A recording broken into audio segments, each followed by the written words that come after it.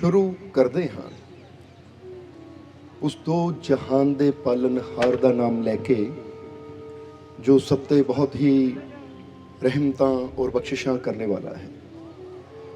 अज दे सत्संग की असीं शुरुआत करिए उस तो पहला अज जिस परिवार की वजह दे नाल सानू सारिआं नूं इस सत्संग दे विच बैठण दा इस सत्संग का आनंद लैण दा मौका मिलिया है। सब तो पहला असीं अपनी तरफों आई हुई सारी संगत की तरफों ये परिवार के सारे मैंबरां नूं इस सत्संग दीआं बहुत बहुत बधाइयां देवांगे, मुबारकबाद देवांगे, क्योंकि जिस तरह दस्सिया ही इन्हां दे बेटे ने अज 6 फरवरी नूं नाम की दात लई सी और उहदी एक सोच है कि जदों मैं नाम की दात लई मेरा असली जन्मदिन तो वह है, उदों ही मेरी जिंदगी की असली शुरुआत हुई है। इसलिए उहदी खुशी दे विच केक भी कट्टे गए है और अज दा सत्संग भी हो रहा है।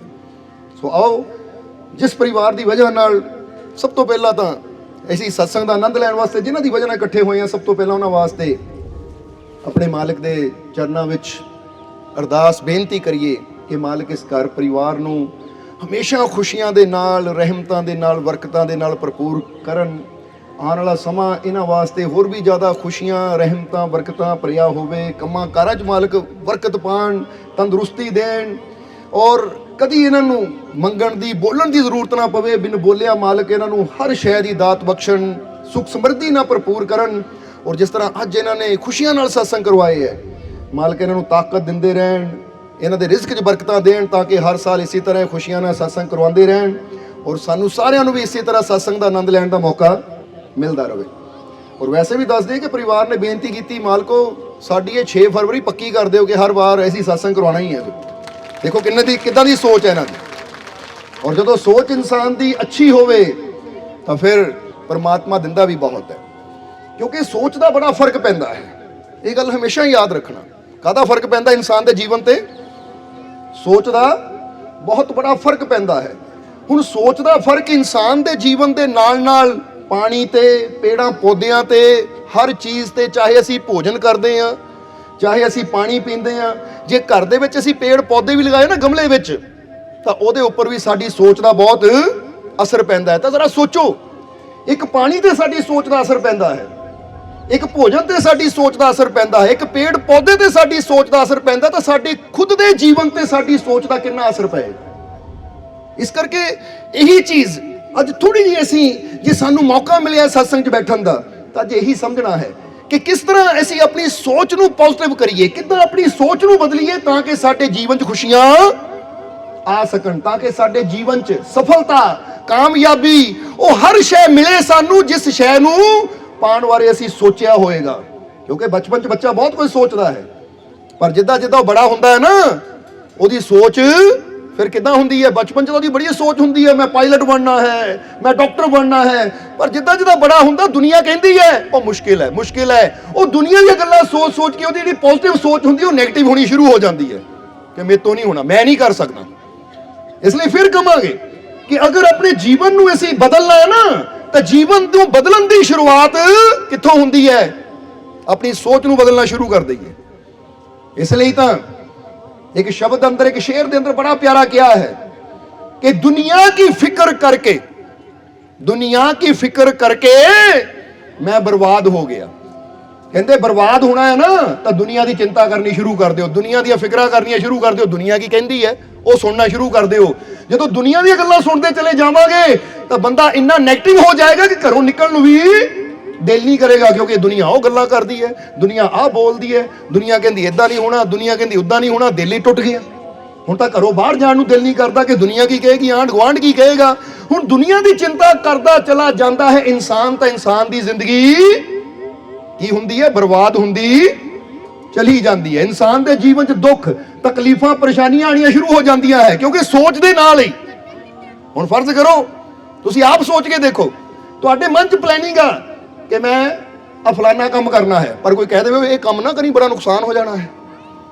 जिद्दां एक घटना है थोड़ी दसना चाहांगे कि एक ना आदमी सी जो अनपढ़ सी। की सी? अनपढ़। अनपढ़ का मतलब जिहड़ा कदी स्कूल नहीं गया, जिन्होंने पढ़ना लिखना नहीं आता सी। और वैसे अज एक गल होर कहनी भी चाहांगे कि अज इंसान दे कोल बड़ियां बड़ियां डिग्रियां तो है, पर की फायदा वो बड़ियां बड़ियां डिग्रियां का अगर असी ਕਿਸੇ ਦੁਖੀਏ ਦੇ ਦੁੱਖ ਨੂੰ ਨਾ ਪੜ੍ਹ ਪਾਏ, ਕਿਸੇ ਦੇ ਪਰੇਸ਼ਾਨ ਹਿਰਦੇ ਨੂੰ ਨਾ ਪੜ੍ਹ ਪਾਏ।